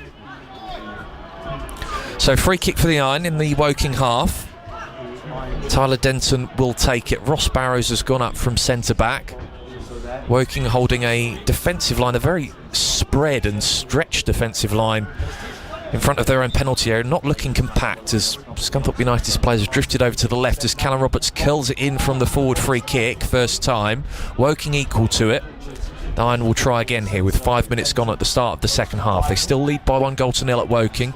Here on BBC Radio Humberside Sport, Ewing keeps the Iron in possession here. 1-2 between him and Joe Rowley. Now it's Starbuck on the ball, right of centre, finds Roberts out wide on the right. Cuts inside with a heavy first touch into Rowley, loses possession. Awkward pass for him to deal with, just juggled it away but gave it straight to Matt Ward, who plays it off the ankles of Tyler Denton and gets the throw. Yeah, just seeing how they're going to cope. Defensively, I've not got no problem. It's just that kind of attacking threat now and set pieces. You lost that big figure of a man in Andrew Boyce. Probably Danny Whitehall is the next tallest, who's probably bordering 6'1". There's a bit of a height advantage lost there. Need to get you on. No, I don't think so, Ollie. I think you'd knock one of the Woking players cold with a stray elbow, wouldn't you? Starbuck arrows the ball forward. Tunji Akinola is able to find his captain Harry Buterman with the clearing header away, but Jamie Andrews, that's a loose pass down the left-hand channel. Mahadi forced out of his own penalty area, slips as he clears, but he gets good distance on the clearance. Whitehall holds it up despite Tunji Akinola having a handful of his shirt, plays it down the right-hand side. Roberts knocks it off of Caleb Richards and gets the throw in. He's done well, Danny Whitehall. He's link play really well. Obviously scored his goal, great header. Really been impressed with him this afternoon, leading the line really well. Starbuck over the throw, level with the Woking penalty area on the right-hand side.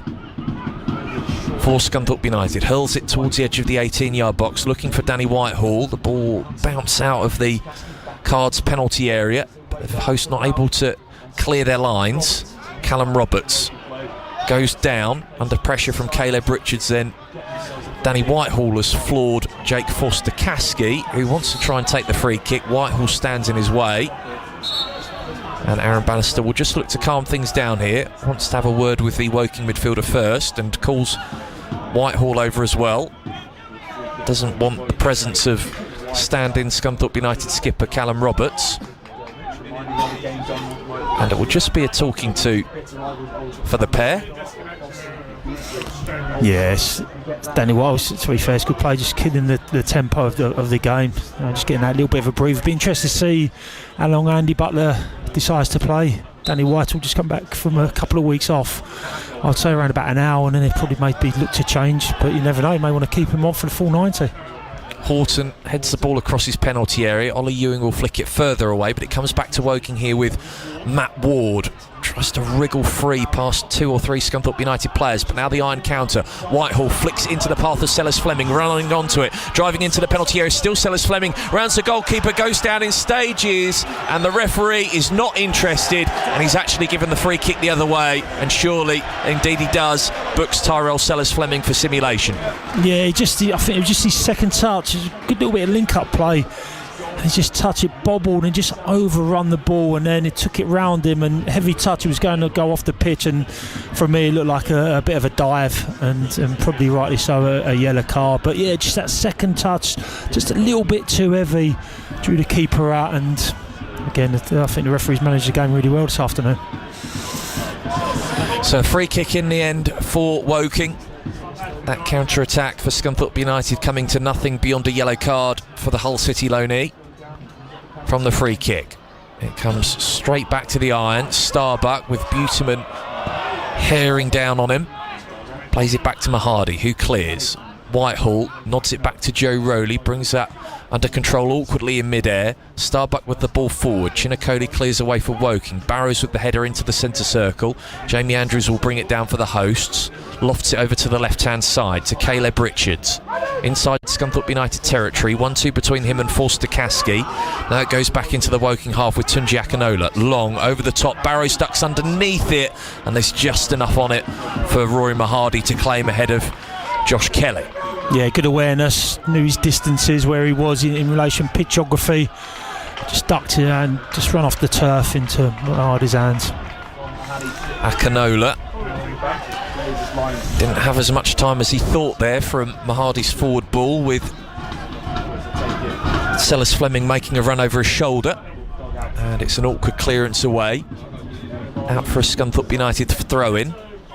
Starbuck aims for the edge of the Woking box. Richards with the header. Andrews flicks it further clear, but it comes to Ollie Ewing. He just can't get past Jake Forster-Caskey, who in turn himself runs into Joe Rowley. Scunthorpe United back in possession. Starbuck crosses in from deep from the right-hand side. Okoli heads it out of his own box. Forster-Caskey runs back towards his own penalty area, and Woking give it away again. Rowley, Denton, back to the Scunthorpe midfielder, who's drifted over to the left-hand side in front of the visiting supporters in the Chris Lane Terrace. Pulls it back to Denton. 1-2 between him and Ollie Ewing. That wasn't the best of passes from the midfielder, and Denton was sliding around everywhere trying to regain his footing. They get the throw in the end. With just over 10 minutes played at this second half. From the throw, Whitehall tries to link back up with a teammate from the byline. He's ended up winning a corner. Yeah, I don't think he meant that, Danny White. So it was good movement, just controlled the ball. He bounced it off the Woking defender's chest now for a corner, like you say. Another opportunity to put the ball in the box. Ollie Ewing's got some real good quality, and with his right foot, can he whip it in around that near post, which is his favourite. Ross Barrows and Brandon Horton up from the back as it's whipped in towards the near post. Doesn't beat the first man. Zane Westbrook will get onto the clearance. Still inside the Woking half as he drives it back into the penalty area. Tunji Akinola heads it away. It will drop to Callum Roberts. Roberts will put it back in the mixer again. It's claimed well by Will Jaskalainen. Called for it early and grabbed it out of mid-air, and then rolls it out to the left-sided centre-half, Tunji Akinola. For Woking, brings it out from the back, plays it into Caleb Richards, heavy first touch, skips away from Zane Westbrook, but puts Akinola in a spot of bother. Woking really making a hash of things here, and they've given away a free kick as a result. They've taken it quickly. Roberts on the charge down the right. Westbrook in support. Into the penalty area he goes. Still Roberts! Off the crossbar. Just clips the top of the bar. Similar effort to Josh Kelly in the first half. And the Iron going close to doubling their lead through their standing skipper. Yeah, prime position, wasn't it? Just near his central areas, going across the 18-yard box, or just outside the 18-yard box. Got the power. I thought the goalkeeper got a slight touch on that, but yeah, he hit the top of the crossbar. Went out for a goal kick, so a bit of relief for Woking there, but good little bit of play from Roberts. That's his kind of trademark position and attempt on goal there. Woking survive. Goal kick taken by Jaskalainen. Horton wins a header. Westbrook will look to latch onto it in midfield, but it's Woking who pick it up first. Buterman looks over both his right and left shoulders to assess his options. It's with Forster-Caskey now, who brings the ball into the centre circle and plays it right to Chinakoli. Midway inside Scunthorpe United territory, comes back to Forster-Caskey. Drives it into the penalty area, looking for the late run of Buterman. He won't be able to keep that alive as he slips and falls into the advertising hoardings. He's out for an iron goal kick as a number of substitutes for the visitors are warming up. Max Brogan, Declan Howe, Joey Dawson, Cian Scales and Carlton Ubazonu, who now jogs back to the dugout. Yeah, I think sometimes you're tempted just to keep the players on, but if you're looking at the longer term, like the Danny Whitehall's, it probably does make sense to probably think about making that change. And as we're just approaching his 60th minute now, and does look a little bit leggy, but he's done really well this afternoon, so I wouldn't really want to take him off. Whitehall and Cels Fleming with headers from the Scunthorpe United goal kick. It falls to Westbrook, bit of a lackadaisical pass that, and Woking able to clear, and it's Kelly onto it first, ahead of Ross Barrows, down the left hand flank, 1-on-1 with the iron defender, comes into the penalty area, still at the feet of Josh Kelly, pulls it back now to Ward, who hits it from 25 yards. It's deflected, that takes the sting out of the effort, and it's easily claimed by Rory Mahadi. Yeah, well done Ewan. He's just looked like he was lining up the Woking player, and Ewan just pressed him and just took all the power out of the ball and into Mahadi's hands. Mahadi saves, but then tries to bowl it out. That ball was never onto Joe Starbuck, and he's put it straight out for a Woking throw, so they maintain possession inside the Scunthorpe United half from the throw. 1-2 between Richards and Forster-Caskey. Over the top it goes. Starbuck heads away for Scunthorpe United. Sellers Fleming with the hold-up play. Now he's driving at Chinakoli. Still Sellers Fleming. 25 yards from goal. Shifts it wide to the right here to Callum Roberts. Into the penalty area. Right-hand side. Still Roberts. Sidesteps his man. Roberts! Shot deflects towards goal. And it bobbles off the gloves underneath the crossbar of Will Jaskalainen before he claims it the second attempt. Great bit of play, wasn't it, from Roberts? Quick, fast feet like chip chop, and just really unlucky not to score. Got a deflection and it's really comfortable for the goalkeeper in the end, but he's at that little bit of quality down this right hand side, and I think he's been excellent again this afternoon. Just needs a goal now just to cap off his performance. Mentioned earlier that Carlton Ubazonu was jogging back to the Scunthorpe United dugout. He's going to be coming on in a moment with an hour now played here at the Kingfield Stadium. I think the referee Aaron Bannister will allow this change to be made, and interestingly it is going to be Tyrell Sellers Fleming coming off. So he's been given an hour. Danny Whitehall stays on. Yeah, I just think we're going to see him walking off at half time. Says Fleming just looked a little bit leggy, looked a bit tired. He had his hands on his hips, heavy breathing. He's been out for a couple of weeks, I think, or a bit of rest period. He's a young lad still, and he's just had a nice run of game. So probably observation to bring him off and put Carlton Ubazonu down maybe on that left hand side as a ready-made replacement. And plenty of options going forward on the bench for Scunthorpe United. Not much in the way of defensive reinforcements though. From the free kick, it's headed out of the Scunthorpe United penalty area. It comes to Jake Forster-Caskey, the stepson of the former Hull City striker Nicky Forster. Comes back to Will Jaskalainen, left-footed, spears it into the Scunthorpe United half. Denton with the header, then Forster-Caskey again. Barrows will nod it away. It's held up by Ubazonu inside his own half, leaves it for Ewing to take control of things. Lovely little Cruyff turn, and then just pirouettes away from Forster-Caskey in the process. He's brought down. Just terrific stuff from Ollie Ewing. Gets the free kick. If that's not a booking, then come on. Yeah, brilliant little bit of play. Just chopped down. He's on his bike. He's on the front foot, away from the midfield players, Ollie Ewing, and that should have been a booking in my eyes. Nothing doing. Still the only yellow card of the game thus far, shown to Tyrell Sellers Fleming for that act of simulation less than 10 minutes ago. Diagonal crossfield ball from the free kick from Rory Mahadi. It bounces past Danny Whitehall, who goes down in delayed fashion with Tunji Akinola over his shoulder. Akinola claiming there was an elbow in there. Referee just decides nothing in it from either side of things, and it's a Woking goal kick. Short from Jaskalainen to his left to Akinola. Rolls the ball forward, and Slips into Caleb Richards at left back for Woking. Back to Akinola. Whipped up field, but it's not the best of passes. But Joe Rowley miscontrols, and now Ollie Sanderson has got him behind from Caleb Richards' ball forward, but the flag immediately goes up on the far side from the assistant referee, and it's a Scunthorpe United free kick. Yeah, again, good defending, really held their line really well, Ross Burrows especially. And that's the thing, impatient play from the strikers. They just go a yard too early and just get flagged offside, but he's again reliable as ever, that back four.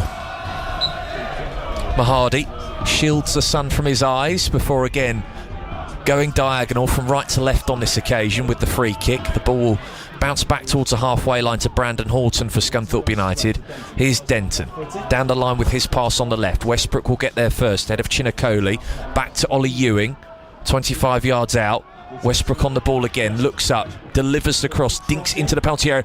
Whitehall with the header, falls to Roberts on the byline, pulls it back across goal, and it's deflected behind for another corner kick. I don't know, Whitehall's gone to the referee's assistant as if something was happened there. I don't know. I think he's pulled him, but I don't think there was enough to give a penalty. He just couldn't direct it, could he, Danny White at all? See what he was trying to do, direct it back across the goal and in between the goal post, but just got it a little bit wrong, come off the corner of his head rather than forehead.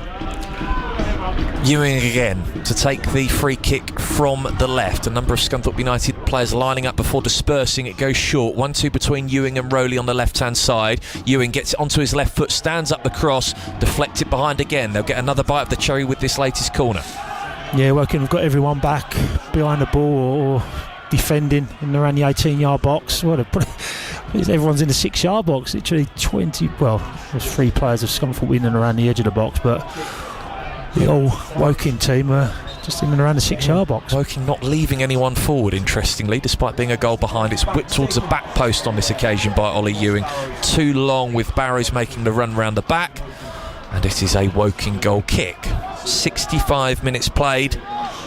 Scunthorpe United looking for their first win at the Kingfield Stadium since 1998 in the FA Cup first round. Lead Woking by 1-0. Grimsby Town are other 12:30 kick-off commentary on BBC Radio Humberside Sport. 2-0 down now away at Bromley in League 2. That one on 95.9 FM and Freeview Channel 713. This game, digital radio online via BBC Sounds, as Joe Rowley is hauled down by Josh Kelly, who can't quite believe the decision of Aaron Bannister to award a free kick in the visitors' favour for that.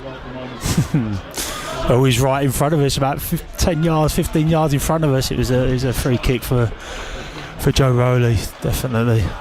Josh Kelly sporting what I would call the Elliot Whitehouse look. Short sleeves and gloves. 1-2 from the free kick, right of centre inside the Scunthorpe United half between Starbuck and Roberts. Starbuck arrows it from right to left. Whitehall with the header into the Woking penalty area, but it's dealt with by Akinola, and the Iron lose it in midfield. Woking look to counter with Matt Ward, and that's a cynical foul by Joe Rowley. Surprised it's not getting a yellow card. Woking try and take the free kick quickly. Referee says, actually, I'd quite like a substitution to be made here instead.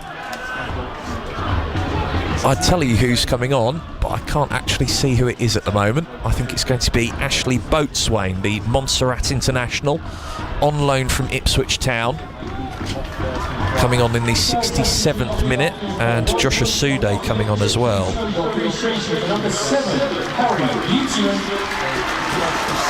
Harry Buteman coming off.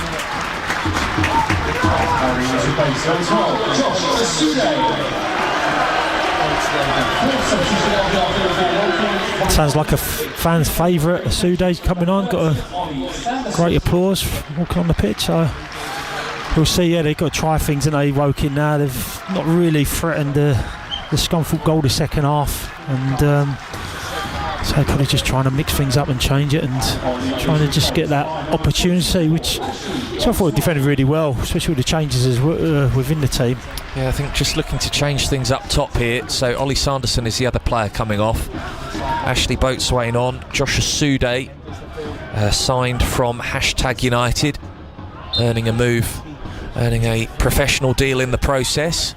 Free kick from the halfway line. Mahadi went for it, didn't get anywhere near it, but his defence get him out of jail. Scunthorpe United boot the ball back up to the halfway line. Woking try again here. Jamie Andrews, midway inside Iron territory, bursts forward down the left-hand channel, crosses in. Starbuck equal to it is near post. Ewing will manage to wriggle free, get into a bit of room to clear away. Yeah, he couldn't do much more there, could he really, Ewing? He got blocked. If he tried to play it long, he would have got blocked. He just managed to get it 15-20 yards up the pitch for throwing. Did it go out there? I thought it was a little bit higher out there. Yeah. Jamie Andrews to take it. I've seen some claims from Scunthorpe United supporters that these are foul throws. Let's see. Don't know what you think, Steve Torpey. It's hurled into the box, headed towards the path of Roy Mahadi, who catches it. Is a foul throw when his foot's beyond the line, but if he was actually on the line just by an inch, I suppose it counts. And that's what he's doing, really maximising those inches. Flags up from Mahadi's volley forward against Carlton Ubazonu. Free kick for Woking, right of centre. Forster-Caskey will take it. Brighton's youngest peacetime player. He made his debut at the age of 16 when Brighton were back in League One in a 1-0 win over Yeovil Town at the Withdean Stadium back then. Forward come Woking down the left. Asude's got in behind Starbuck, shoots towards goal or plays it into the 6-yard box. Kelly unconvincingly taps it towards the net, but it's an easy save in the end for Rory Mahadi to make, and then he volleys it out of his own box. Whitehall with the flick on. Ubazonu tries to latch onto it. It's a header across the fence by Aaron Drew, stooping and falling to the floor, and ended up tripping up Ubazonu in the process inadvertently. Woking play it across their own back line and then give another cheap throw in away. Yeah, it's starting to open up a little bit. Woking need to go through like we said, and Starbuck just got a little bit away with one there, pulled him back. It was a good decision from the ref to let the advantage play, but goodness, thank goodness, ended up with not an attempt on goal. Starbuck dinks it down the right hand side, but the ball will bobble out of play for a Woking throw in a tight pocket of space there, the Scunthorpe United right back. 70 minutes played now here on BBC Radio Humberside Sports, and the scoreline still the same as it was when the deadlock was broken back in the 18th minute through Danny Whitehall. Woking 0, Scunthorpe United 1 in the National League. You're listening to BBC Radio Humberside Sport, coming live from the Kingfield Stadium on digital radio and online via BBC Sounds. Okoli, centre of defence, hammers it forward. Kelly making the run in behind, but Mahadi, alert to that, did well to smother the ball and keep both himself and it inside his own penalty area, with the AFC Wimbledon loanee closing in, and then he boots it into the Woking half right-footed. Westbrook with the flick on. Ubazonu will trap it on the left-hand touchline, but doesn't keep it in the field of play. Woking throw in, they take it quickly. Andrews over the top. Scunthorpe should have this covered. Mahadi comes just out of his box, puts that into touch. Yeah, he's always got a good starting position, Mahadi, always high in and around, especially when the ball's in the mid-third of the pitch. He's always in and around the 18-yard box. If anything gets over it, he's on his front foot there. Danny Whitehall's race is now run in the 72nd minute. He is coming off, and his replacement will be his fellow joint top scorer in all competitions this season with 8, Declan Howe. Yeah, he's put a shift in, and obviously he got his goal. I think Declan now prefers to play down the middle as well. Can they see this game out for the remaining 19 odd minutes? Throw for Woking. We have seen this story before though, Steve Torpey, as we head towards the 75th minute. Scunthorpe United dropping 11 points from winning position so far this season. Throw from the right hand side in the final 15 minutes of games, I should say. Bit of a mix up in midfield for Scunthorpe United between Ubazonu and Ewing. Woking reclaim possession with Caleb Richards, the left back, in behind Joe Starbuck. Asude looking to make that late run, which has troubled the iron right back. He has to concede the throw in the end, and eagle eyes will be on this latest long throw from the left from Jamie Andrews, level with the Scunthorpe United penalty area. dries the ball on his shirt and dries the palms of his hands on his shorts before a big run up and hurling it into the 6-yard area, headed across the box. Joe Rowley is there to hook it away on the half volley. Caleb Richards tries to maintain Woking's momentum, but his header goes out of play and it's a Scunthorpe United throw, and they will not show any urgency in trying to take it. No, so they've got that massive height advantage now. We can probably got about 3 or 4 6'2", 6'3" players. With Danny Whitehall going off now, that's another reduction in that height. So they have to use their body and find a way to defend these long throws, because they're zoomed in. He's like zipped in and around the near post, and really difficult to defend against.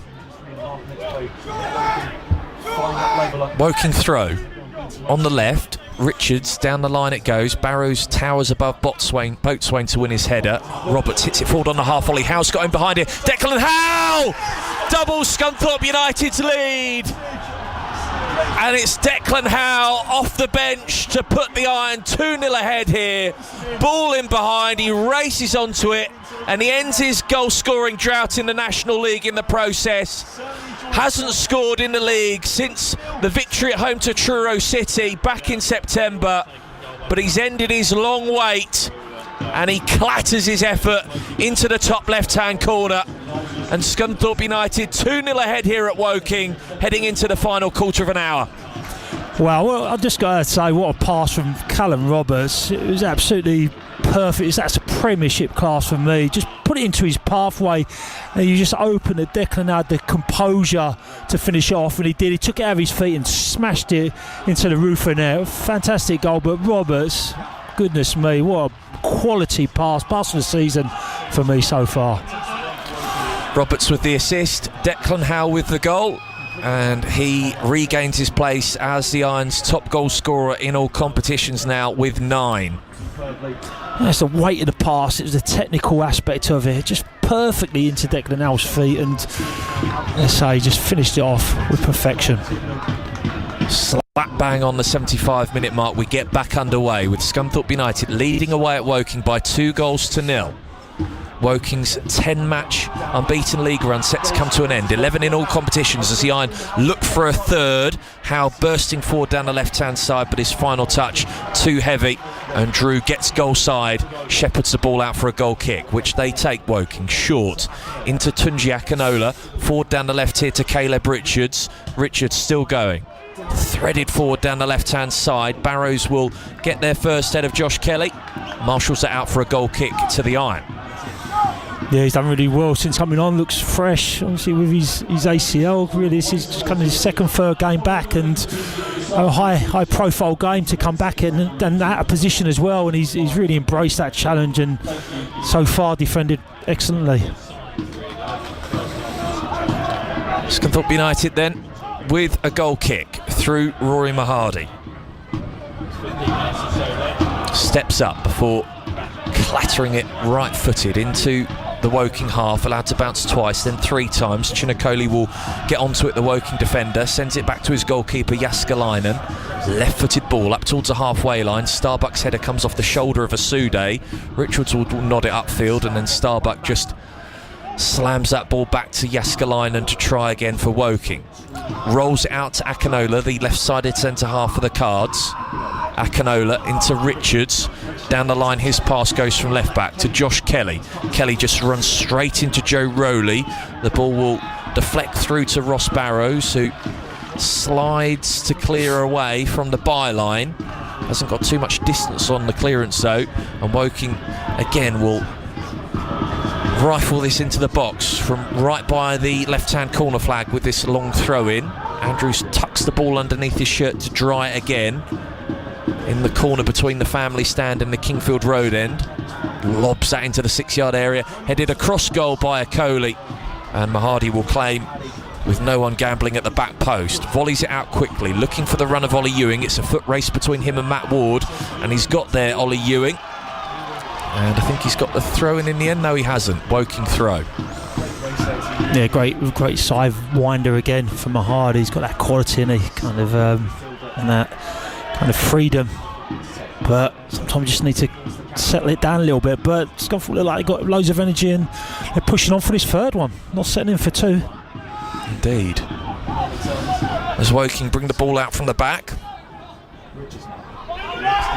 Jamie Andrews now into Josh Kelly, who's dropped deep to receive possession on the halfway line. Sidesteps Joe Starbuck, still going down the left-hand channel. Kelly back inside to Jamie Andrews, who miscontrols, and Scunthorpe United scurry forward themselves here with Brandon Horton still going on the halfway line. Drifts out to the left-hand touchline, the central defender. Horton then slows play down, level with the Woking penalty area, waits for support, pulls it back to Denton, lets the ball run across his body with Boatswain closing in. And Scunthorpe United from an advanced position retreat all the way back to their goalkeeper Rory Mahadi to try again. Mahadi, long, right-footed. Falls to Asude, he's fouled by Starbuck, free kick for Woking. Scunthorpe United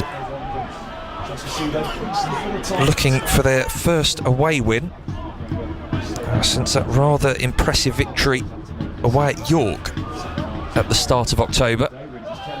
On a run of 5 games without a win on the road in all competitions, 3 straight defeats as Woking look for a way back into this game as they come forward down the left, and that's a brilliantly timed challenge from Joe Starbuck. Risky inside the penalty area left-hand side, but he slid in there from behind and he's knocked the ball away from Josh Asude and out for a corner. Yeah, he's getting a little bit kind of challenged down this left-hand side, or Starbuck's right-hand side.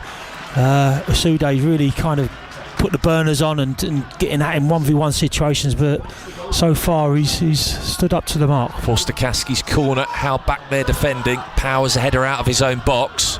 Woking try again to unlock this iron defence. Forster Kaski can't get past Ollie Ewing. Throw for the Cards, and Forster Kaski will take it quickly. Finds Kelly unmarked inside the penalty area, comes back to the midfielder. Forster Kaski from the byline plays it across the 6-yard box and only manages to pick out Brandon Horton, who is allowed to take a few touches, tries to clear that away, put it over the top for Ubazonu to come run onto, but comes off the back of a Woking player, and it's a throw. And it's actually a throw in the end for Scunthorpe United, of course. Yeah, it was 2 bodies there. I think the referee was a little bit unsighted and thought it'd come off a Scunthorpe player, but it come off a Woking player, and can just settle it down again. Just kind of game management now with 10 minutes plus to go. So I think it's been a real hard fought game, real battle, as well as the technical aspect of it.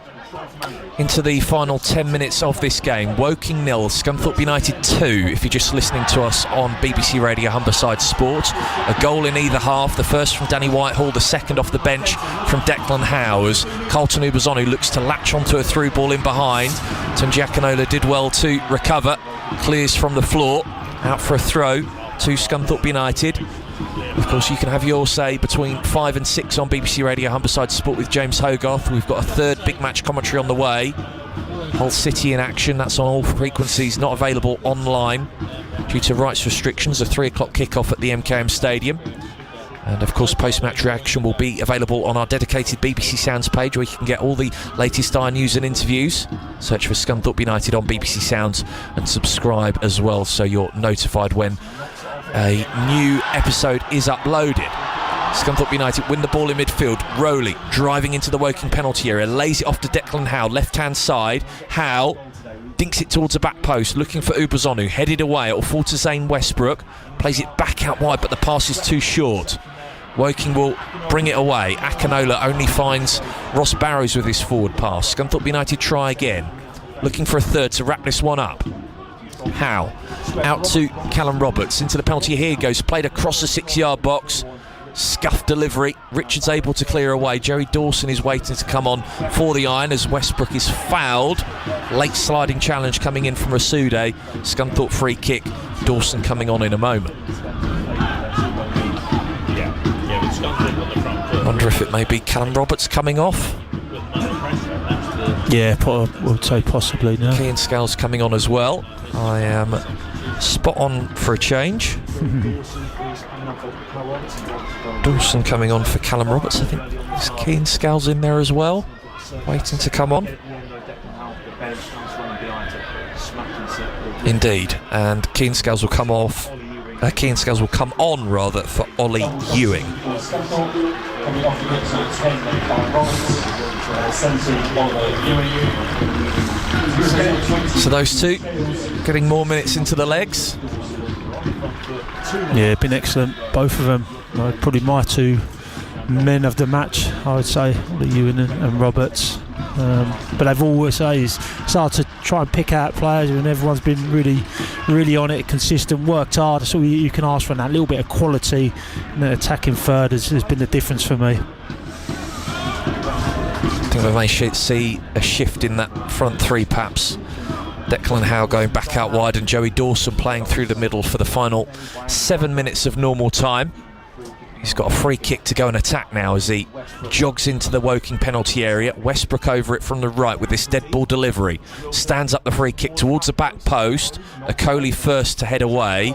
Caleb Richards knocks it further clear. Scunthorpe United falls back towards the halfway line. Left-hand side with Tyler Denton. And Brandon Horton will let his backwards pass run through to goalkeeper Rory Mahardy. Now Horton does get a touch on his left foot. Goes long from the back, looking for Ubers. It goes over the top of his and Aaron Drew's head. It's a foot race to get there first. Neither do so. It goes over the touchline and out for a Woking throw.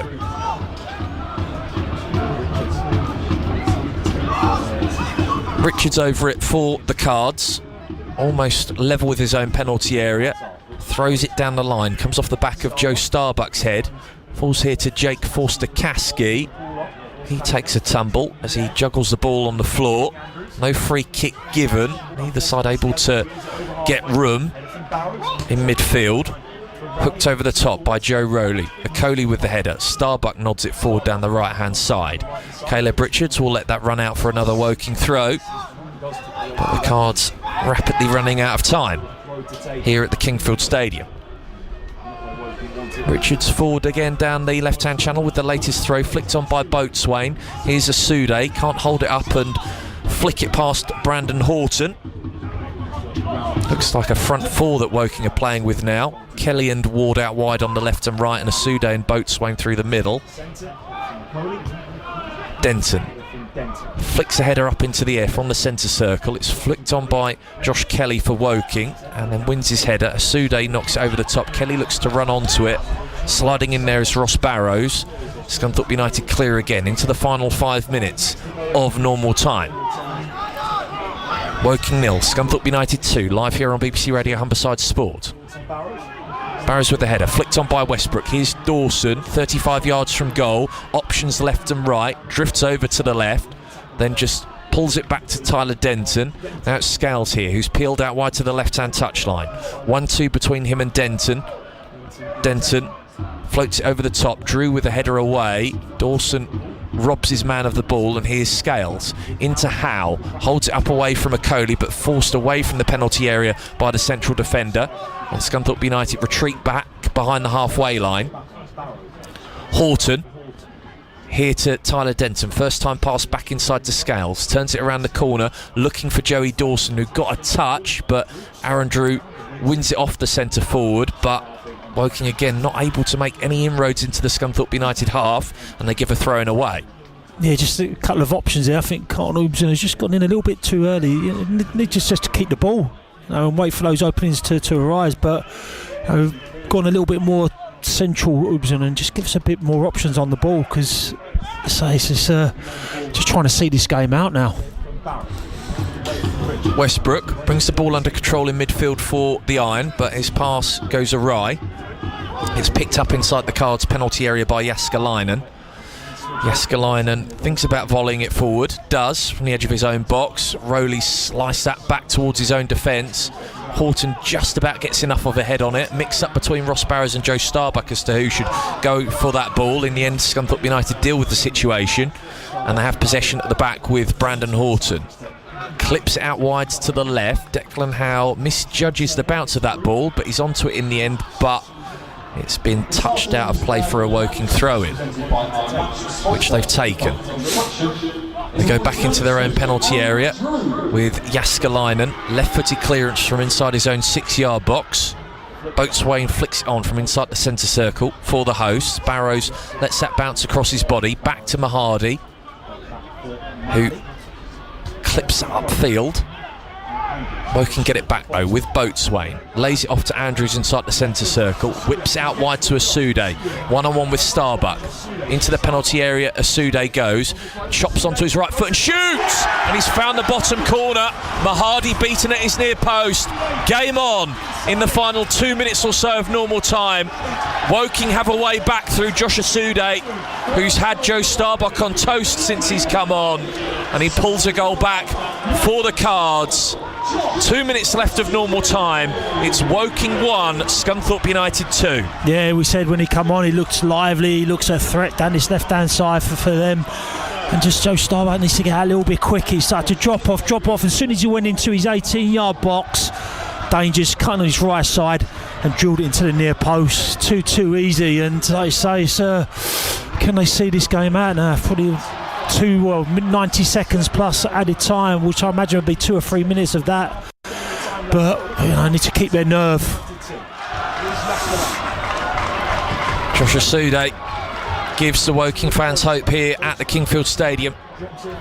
Matt Ward for Woking. Now it's Andrews putting behind down the right here. Aaron Drew there first, pushed up from right back, trying to get past Declan Howe. Into the penalty area it goes, almost left by everyone there. Eventually Joe Rowley with the clearance, and now it's held up well by Joey Dawson. Scunthorpe United on the counter, or could Dawson be heading towards the corner flag?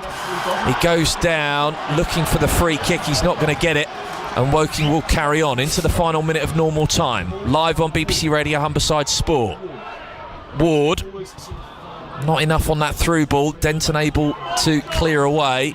It falls to Jamie Andrews for the hosts on halfway. Now it's Forster Kaski. Play opening up to his left-hand side. Danger man Asude again here. What will he do on this occasion? On his left foot, pulls it back from the edge of the penalty area. Can't beat Joe Rowley at the near post. He puts that into touch. Needs to get closer, Starbuck. He's giving him 3 or 4 yards. He's just taking it around him and crossing. He needs to get tighter. Do you swap him and Ross Barrows? You could possibly do that, yeah, because he is struggling. Starbuck this second half, especially in 1v1 situations. Woking have it over on the right as Ward has skipped past Declan Howe. Now it's Andrews, 35 yards from goal. They send it over to the left. Ubazonu now is back there defending, doubling up on Asude, but he's got past him and puts Starbuck on the floor. Cross comes in. Rowley blocks it. 5 minutes of additional time for Scunthorpe United to see out. Woking try again here. Forster Kaski. Asude's peeled out wide once more. Ubazonu back there defending with Westbrook as well. They're doubling, tripling up on the white man. Okoli. Woking manoeuvre it from left to right inside the Scunthorpe United half with Ward, crosses in from deep. Boatswain's unmarked, but it's well claimed by Rory Mahadi. He's looking like well-beater Soda. He kind of looks like Messi when everyone's backing off and he's just twisting Starbuck up and Cotton Ubazunu on that instant. Just need to get a grip. I think he needs to get a little bit tight, a little bit more aggressive, giving him too much time on the ball. I'd say just crunch him, but you can't give away a free kick. You can't give a free kick away in the final minutes of stoppage time, but he's just been given free rein down that left. Yeah. Here he comes again. Free to cross in from the left-hand side. Denton heads out of his own box. Straight back to a Woking player though, and it's Forster Kaski wide on the left again into Asude. Rowley comes out to meet him, back to Forster Kaski. First time cross comes off of Boatswain's forehead, and that'll bounce behind the dead ball line, and it's a Scunthorpe United goal kick. The clock ticks down, nearly 90 seconds played of the 5 minutes of additional time. Still 2-1 to Scunthorpe United. I'm feeling nervous. I don't know what Andy Butler's feeling. I was just looking in the technical area and deep breaths. Can they see this game out? It'd be a fantastic win, but they're just encouraging Woking to put pressure on themselves, and it's not a good way to see these final minutes out. Mahadi took as much time as possible over the goal kick, shielding the sun from his eyes, and Scunthorpe United from it managed to get themselves a throw-in down the left in front of those travelling supporters who were up in the early hours of the morning today to make this 12:30 kick-off in the Chris Lane Terrace. I believe the supporters bus setting off from Scunthorpe at around 20 to 6 this morning. 2 minutes of the 5 now played. Denton from the throw into Howe. The left back gets it back for the iron. clipped forward down the left-hand side. Dawson can't hold it up, but it falls to the goal scorer Declan Howe. Now it's Cian Scales, he loses it. Woking clear, it's going to be a foot race. Brandon Horton thwarts that though as Boatswain was looking to make the run in behind. Starbuck back to Mahadi, slips inside his own box but has got good distance on his clearance. Ball bouncing around inside the centre circle. Brandon Horton lumps that forward for the iron, allowed to bounce by the Woking left back Caleb Richards, who nods it on and then hammers that straight out of play from the touchline for another Scunthorpe United throw-in. The clock continues to tick down. 3 minutes now played of the 5. Starbuck throws it forward down the right-hand channel. Westbrook nods it on. Upazonu and Dawson looking to get in behind Caleb Richards, and Dawson has got there first, holds it up by the right hand corner flag, and he's done well there to play it off the ankles of Tunji Akinola and gets the corner kick. Yeah, that is good play. He's just got 2 players around him, Dawson, and just managed to use his strength and kick the ball off the legs. And is it a corner or a throw? And I can't really see in that bottom corner. Is it a corner? It is a corner. Joey Dawson right there with Zane Westbrook by the right-hand corner flag. You can see the tactic coming here. There are only 2 iron players in the box, Carlton Upazonu and Declan Howe, as it's held up by the corner flag, and Joey Dawson sees Akinola steaming in, just slams it again into his shins. Another throw-in for the iron there. At the moment, professionally seeing this out in stoppage time, despite having conceded that goal from Josh Asude. From the throw, it's held up by Upazonu. He's lost it though. Kelly's clearance doesn't travel very far. It falls to Joe Starbuck. He can't pick out a teammate in claret and blue. Woking work it away. Barrows with a header across the halfway line for the iron. Denton falls theatrically in mid-air, but he's clipped by Boatswain, and he gets the free kick just in front of the centre circle with just over 35 seconds of additional time to go. Yeah, I'd imagine they just kick this ball out into the wide areas, and even if it goes out for a throw-in, a goal kick, that should be enough to see us gain all 3 points. 30 seconds on the clock, and that's ticking down. It is ticking down. Just over 15 seconds left. 15 exactly. Brandon Horton still not taking the free kick. Aaron Bannister eventually blows his whistle into the final 10 seconds of additional time. Horton whips out wide to the right hand side to Upazonu, who can't hold it up. Woking clear away. Boatswain will chase it down, but Barrows has got it covered. Back pass to Mahadi, slams that clear convincingly, and that's another big win for Scunthorpe United in their promotion push back at this level in the National League this season. They've held on to beat Woking by 2-1. They end the Cards' 10-match unbeaten run in the league, 11 in all competitions. They inflict Woking's first home defeat since September the 20th. Had taken a 2-0 lead, a goal in the first half on his return to the starting lineup in the 18th minute from Danny Whitehall, heading home a Zane Westbrook cross from the right-hand side. The Iron doubling their lead with a quarter of an hour of normal time to go. Declan Howe latching onto a Callum Roberts ball in behind, and he's hammered it into the top left-hand corner to end his goal-scoring drought in the National League. Scunthorpe United were given a nervy end to the game when Josh Asude pulled one back late on, firing home, beating Rory Mahadi at his near post. But Scunthorpe United hold on. They record their first win away from home in 6, going back to that impressive victory at York City at the start of October, and they get a first win at Woking since 1998 as well. They've recorded a league double over the Cards in the National League this season. It finishes here at the Kingfield Stadium. Woking 1, Scunthorpe United 2. Steve Torpey. Yeah, a brilliant 3 points. I think Andy Butler would be delighted. Just, yeah, it wasn't a great performance, but they had to dig in and find a different way. They had Andrew Boyce had to go off, and I've just seen him walking. He's hobbling on the pitch. Hopefully he's not going to be out for too long, but 2 bits of quality really. One from the right hand side in the first half, and again down the second half down this right hand side with Roberts playing a fantastic ball in my eyes, and just getting the game. But then that nervous 5 minutes at the end, they don't do it the easy way, but they managed to get the 3 points, and I think Andy Butler will be a really relieved and proud manager this afternoon, and that's a nice little build up for the Christmas period. Have your say between 5 and 6 on BBC Radio Humberside Sport after our third big match commentary. Hull City in action from 3 at the MKM Stadium. You can call and talk to James Hogarth from 5. 08000 66 5959, the number to call. Text 81333. Start your message with the letters RH. It's at Humberside Sport on X. The WhatsApp number 08000 321 333 and the email address humberside.sport@bbc.co.uk. And don't forget, you can find post-match reaction on our dedicated page on BBC Sounds. Just search for Scunthorpe United and subscribe while you're there so you don't miss the latest iron news and interviews from us here at BBC Radio Humberside Sport. We're going to reunite our frequencies once again into added time at Hayes Lane in our second 12:30 commentary on BBC Radio Humberside. Grimsby Town trailing away at Bromley by 2-0. Your commentary team there, the former Town striker Martin Gritton is alongside Matt Dean. Clearance is deflected out to this near side. Town have got the throw in with Rogers. It's been a fair amount of effort, but no real guile, no real skill, no real know-how when it comes to getting a ball into the back of the net at the other end of the pitch from where we are to the Bromley goal. Welcome, Scunthorpe United fans, to commentary here on FM. Bromley 2, Grimsby Town 0.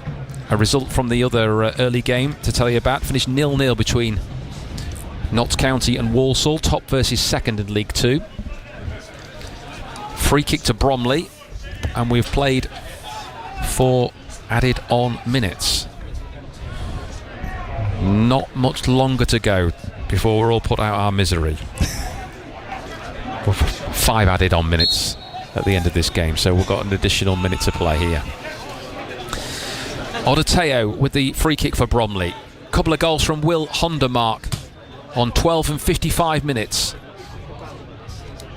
Seemingly winning the game for Bromley this afternoon. Here is Green with a header onto the thigh of Rose. He's lost it. McEachran, though, helps his teammate out. Cleared by McJanet. It's going to come back at the Mariners, though. On the right-hand side, Crowhouse unable to gallop down the touchline from the pass from Arthurs. Town throw-in. Next up for the Mariners, Oldham at home on Boxing Day as Clark O'Dowd tries to throw it up the touchline. Lost grip of the ball. And maybe I was going to say that. It sums the afternoon up, doesn't it? Well, they've been gracious enough to let him have another pop. McJanet taking it this time. Flicked on in the air by Rose. That's it. The Mariners have slipped to their first back-to-back defeat since March, losing 2-0 here at Bromley this afternoon. Will Hondermark with both of the goals, one in each half, both from close range. Martin Gritton, the Mariners offered very little at the other end of the pitch to try and get a goal this afternoon. A poor afternoon all round for the Mariners. Yeah, 2 words you said but not long ago, Matt. Lacks quality, and it really did lack quality all over the park. The only positive you might be able to pull from that is the fact that Dave Artell has absolutely, there's no reason for him to rip it up now and start from scratch. No player out there can really hang or hold their head with any sort of pride today. I mean, McEachran worked hard in there. Amalazur, I thought, did well out wide, but again, just kind of ineffective, and lacked purpose, lacked a plan, and it was far too easy for Bromley to win that game. It was indeed. So the winless run in the league stretches to 8 matches and over 2 months. Town head into Christmas in poor form. It's finished Bromley 2, Grimsby Town 0 with the reaction to come.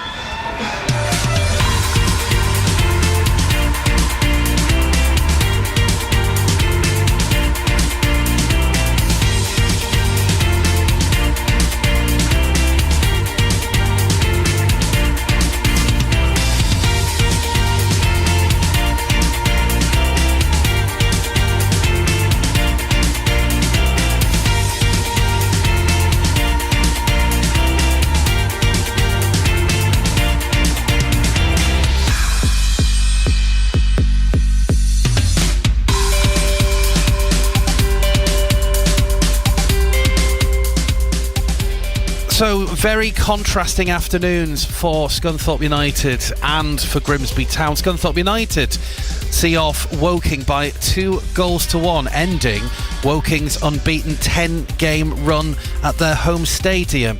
We're speaking to Andy Butler right now, pre-recording that, so we can't go to Ollie Turner or Steve Torpey for their thoughts at this stage. So while we're waiting to be able to do that, let's head back to Bromley and check in with Martin Gritton on what has been a disappointing afternoon for Grimsby Town against Bromley, beaten 2-0. It could have been worse, actually, not for one of the efforts not crossing the goal line. Scunthorpe United's goals, by the way, coming from Danny Whitehall and Declan Howe with what proved to be the winner. Let's check in, though, once again with Martin Gritton. Martin, hugely disappointing sounding afternoon with what sounds like not too many redeeming features if you're a Grimsby Town fan.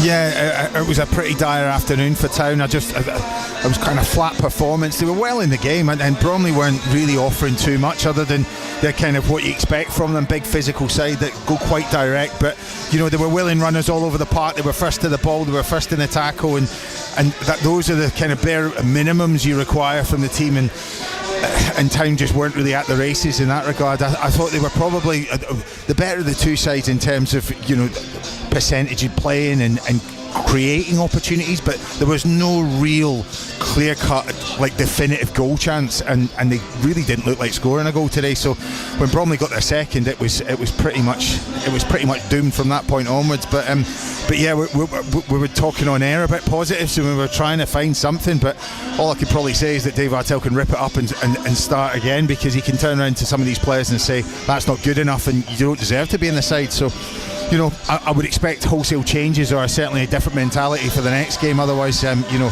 it's not going to be a good season for Town. We'll come back to you in a few minutes' time. You can have your say if you're a Scunthorpe United fan or a Grimsby Town fan between now and kick-off in our 3 o'clock kick-off here at the MKM Stadium. Text 81333, start the message with the letters RH. WhatsApp me 08000 321 333. A Mariner who says they're running out of patience says, "Dear Santa, for Christmas can I please have 2 up so Kabia has a slight chance of scoring? A target man in the January transfer window, someone to remind McEachran he can pass the ball forward first time, and also always a centre-back, and a manager who isn't stubborn and has a plan B, a coach who can play good attacking set pieces and an end to zonal marking at defensive set pieces, and to actually start winning headers at the back post. Not much to ask really at all."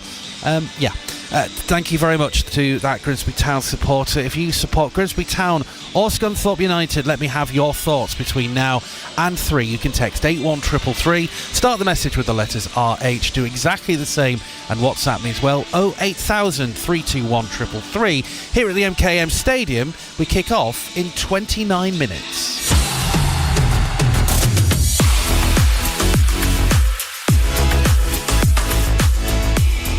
So, a mixed set of results so far for 2 of BBC Radio Humberside's teams. A victory for Scunthorpe United through Danny Whitehall and Declan Howe, but a 2-0 defeat for Grimsby Town. Can Hull City keep the positive vibes going as we head closer to Christmas? The final Saturday before the big weekend and the big festival. Let's get the reminder of the team news as West Bromwich Albion visit the MKM Stadium with Mike White. Well, how does this sound as an attacking quartet? Miller, Ballumi, the informed Joseph who's got 3 and 2, and the returning Ollie McBurney with his first start since October, because that's what Sergei Yakirovich is going with this afternoon. It's 2 changes as McBurney comes in, Egan as well, which we expected to replace Shemi Ajayi, who's away with Nigeria on AFCON duty. Amir Hadjimetovic is the other player to drop out to the bench. The lineup is Panda in goal, Coyle, Egan, Hughes and Giles, Crooks and Slater in the midfield, Ballumi and Miller the 2 wingers, and it looks like 4-4-2, Joseph and McBurney. But, and we'll talk about this I'm sure, the flexibility that someone with Kyle Joseph's work rate gives you, he'll almost play as that number 10 when they're out of possession. He can get back and support the midfield as well, but also get up and make it a front 2 with Ollie McBurney when they're in the attack. Phillips, Akintola, Drame and Dala, Hadjimetovic, Famwa, JB, Destan returns on the bench, and McCarthy. And as for West Bromwich Albion, well, they make one change from the side that beat Sheffield United last weekend. Coming into the side, Charlie Taylor, the former Leeds player, he replaced